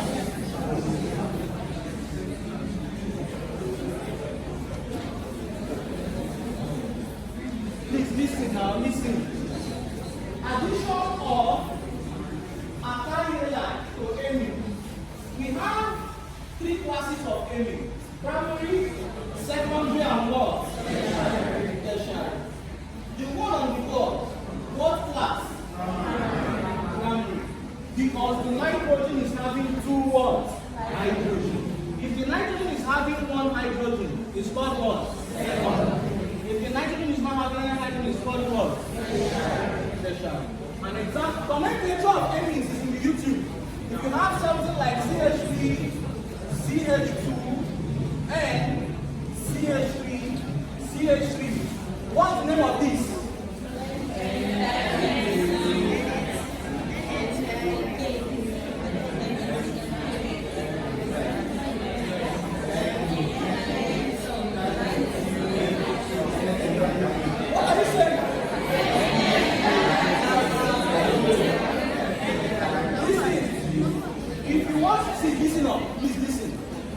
I'm not going to use this time to teach nomenclature. I have a well-detailed video on any nomenclature on the YouTube.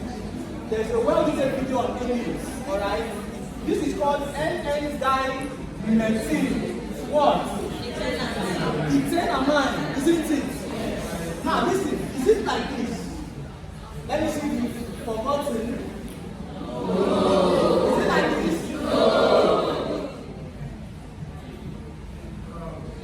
Is it like this? Some persons are waiting for the crowd to talk so I will talk. I want to. Is it this way? Yes. What about? Is it A or B? B. A or B? B. You remove the E. This is called ethanamine. So this is NN what? Ethanamine.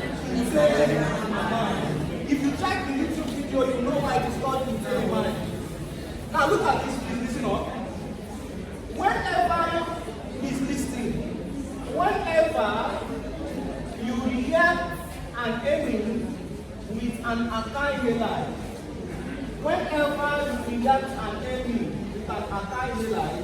this is what you're going to form. Please listen up. I'm going to form, this is a displacement reaction. Please listen up. This is the only reaction for amines. Amines and ethers have only one reaction. This is what you're going to form: CH3,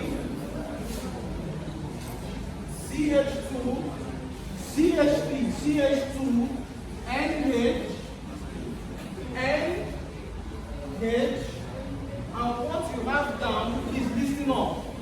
What you have down, you have CH3.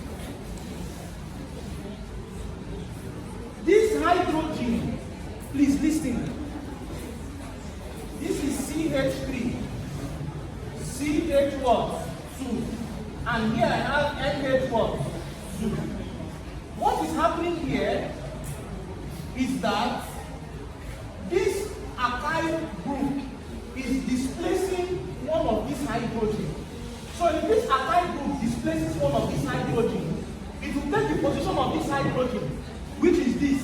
Are you following? Yes.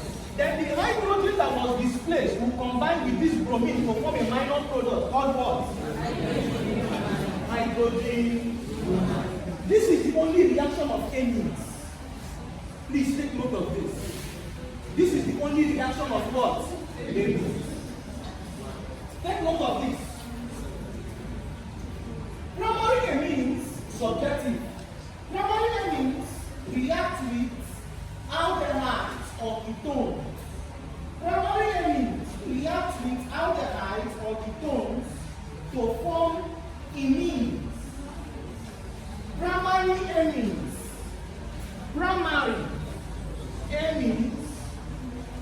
react with aldehydes or ketones to form imines. Primary amines react with aldehydes or ketones to form what? Imines. Subjective question. Secondary amines react with aldehydes or ketones to form enamines.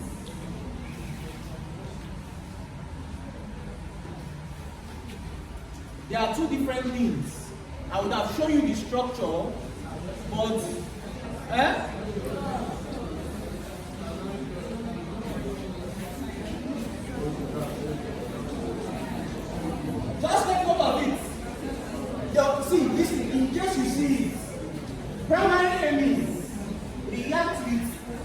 carbonyls.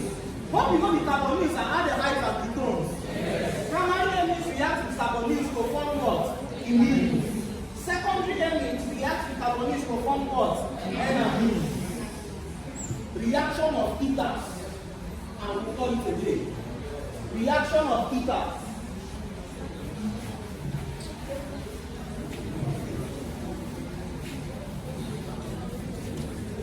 After reaction of ethers, we are done.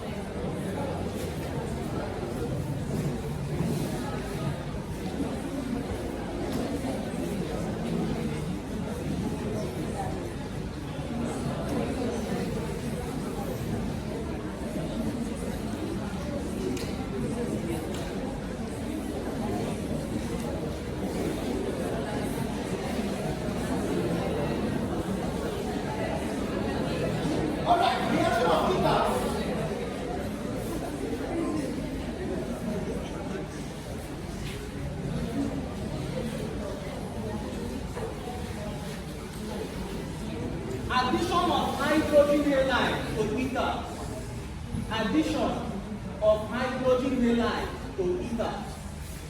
Reaction of ether. Addition of hydrogen halide to ether.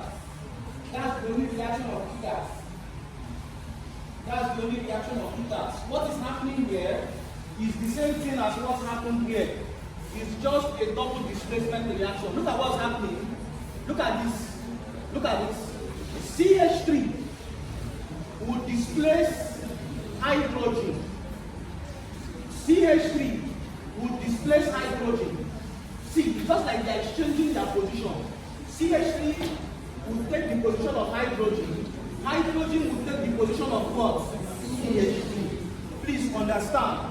CH3 would take the position of hydrogen. Hydrogen would take the position of what? CH3. So the product we have will be CH3, CH what? 2. So oxygen, isn't it? This hydrogen has displaced this CH3, taking its position. So you have what? H. This is an alcohol, isn't it? Yes. Plus, this CH3 now will take the position of hydrogen. So you have what? CH3, Br, isn't it? Yes. This is the only reaction of ethers.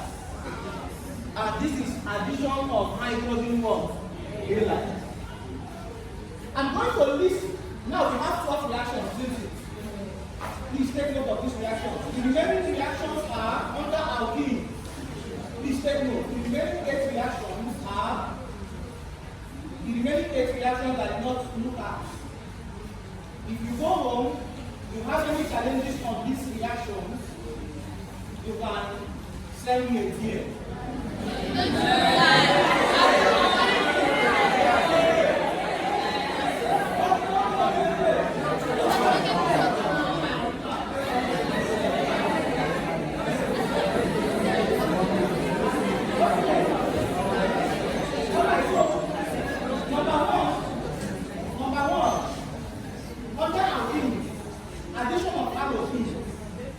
Addition of halogens to alkenes.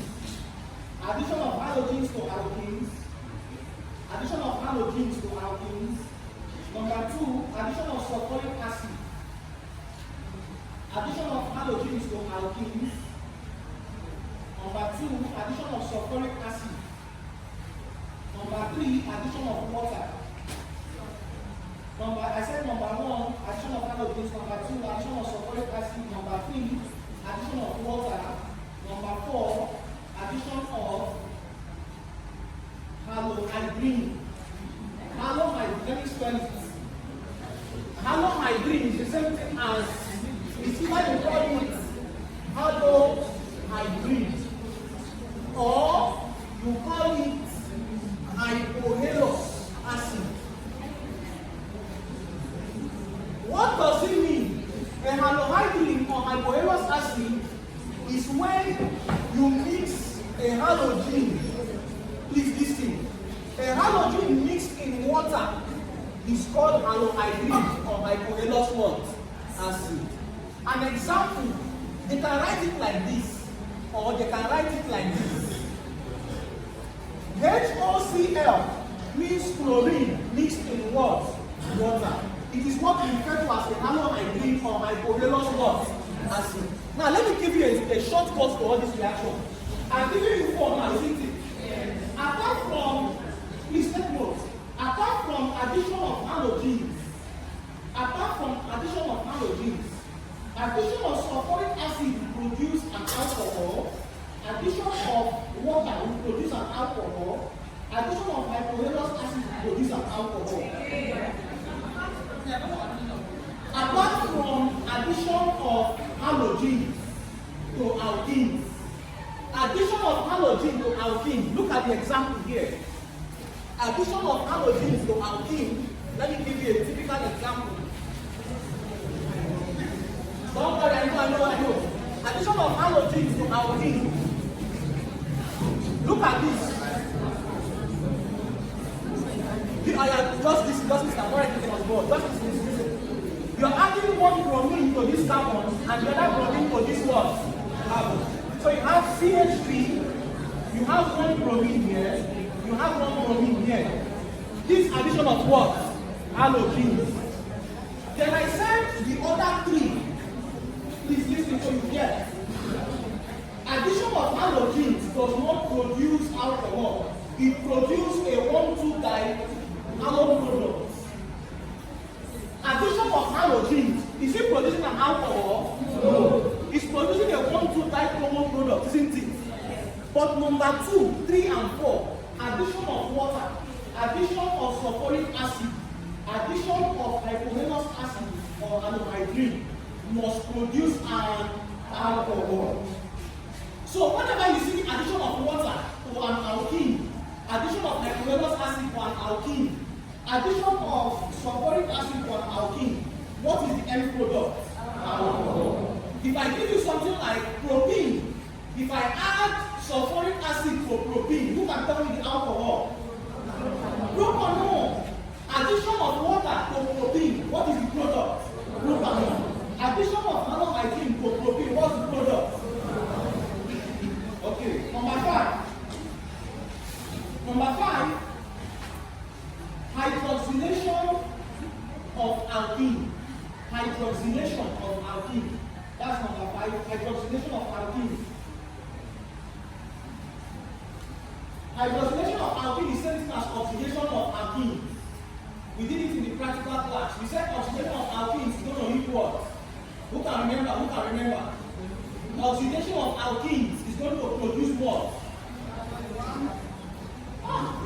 Dihydrogen. Please not it. Give this hand.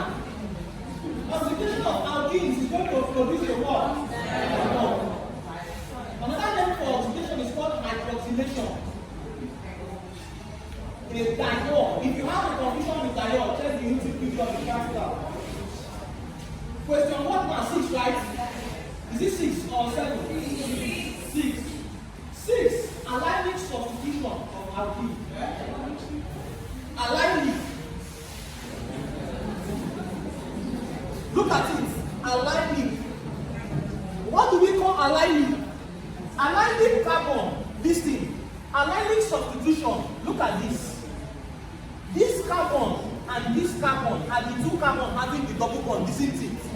Allylic carbon is the carbon after the carbon having the double bond. That's the neighbor of the carbon having the double bond is called the allylic what? Carbon. Allylic substitution is when this bromine displaces this hydrogen here from the allylic carbon and takes its position. It's called allylic. I know you're tired. Just take 7. Take number 7. Number 7. Allylic substitution. Allylic substitution of alkene. Allylic substitution of alkene. Number 7. Number 7. Reduction of alkynes. Reduction of alkynes by Liebler's catalyst.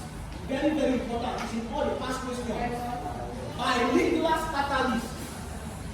By Liebler. Some of you is in your note, but you don't know it's in your note.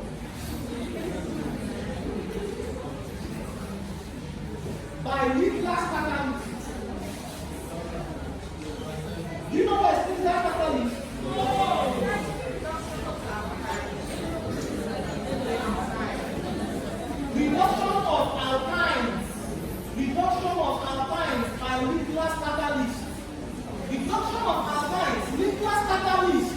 is when sodium, a reducing agent containing sodium, is heated. Whenever you see whenever you see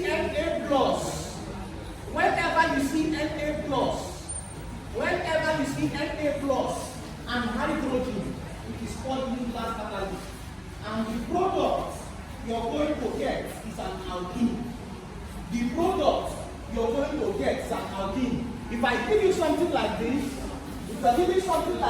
triple bond, and you're seeing Na, sodium, Na plus, what I'm going to get is a double bond from triple to what? Double. Whenever you see Na plus, it means what? Nuclear catalyst. Reduction of alkanes by nuclear catalyst. The eighth one, the last one, double dehydrohalogenation. Double dehydrohalogenation of vicinal dihalide. Double dehydrohalogenation of vicinal dihalide.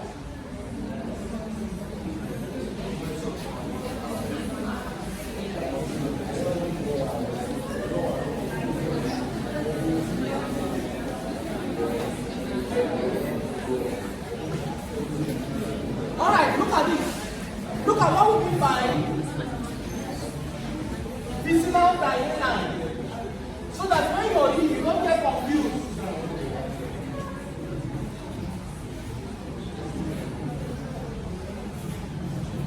Whenever you see, look at this, please. This thing. I know what I'm saying. This is the only reaction in alkanes. Double dehydrohalogenation. Whenever you see the two halogens, please don't go going out. Joy and cold. Alright, when you see two halogens on neighboring atoms, carbon atoms, look at, they are side by side. Whenever you see two halogens like this, we refer to them as vicinal what? Dihalide. Now, if I want to form an alkene, look at this. If you pass it through alcoholic KOH, do you remember this catalyst that we use for dehydrohalogenation, isn't it? Now look at this. If I remove this hydrogen and this halogen, I will form a double bond here, isn't it? So that the first product will be CH3. What next? C to what? Br. Double bond, isn't it? So C to what? H and to H. If you pass this again through alcoholic KOH, if you pass this, look at, I eliminated this, I formed the what? Double bond. If you eliminate this again, what will you form here? Triple bond. You are eliminating, not adding. When you eliminate hydrogen and bromine, you form a what? Double bond. When you eliminate this hydrogen and bromine again, you form a what? Triple bond. So here will be what? CH3. Are you following? If you eliminate, whenever you see, this reaction is is the only way of producing alkyne. For alkyne, this is their major reaction. Please, alkyne, triple bond, this is their major reaction. They will give you two question marks, and what we see is alcoholic KOH. Whenever you see alcoholic KOH appearing twice, it means you are removing hydrogen bromide how many times? 2 times. When you remove it the first time, you get what? Double bond. When you remove the second time, you get what? Triple bond. This is the only way of producing alkyne. Ladies and gentlemen, at this point, I can say I'm justified. Alright? Can we have done the work? So let's pray.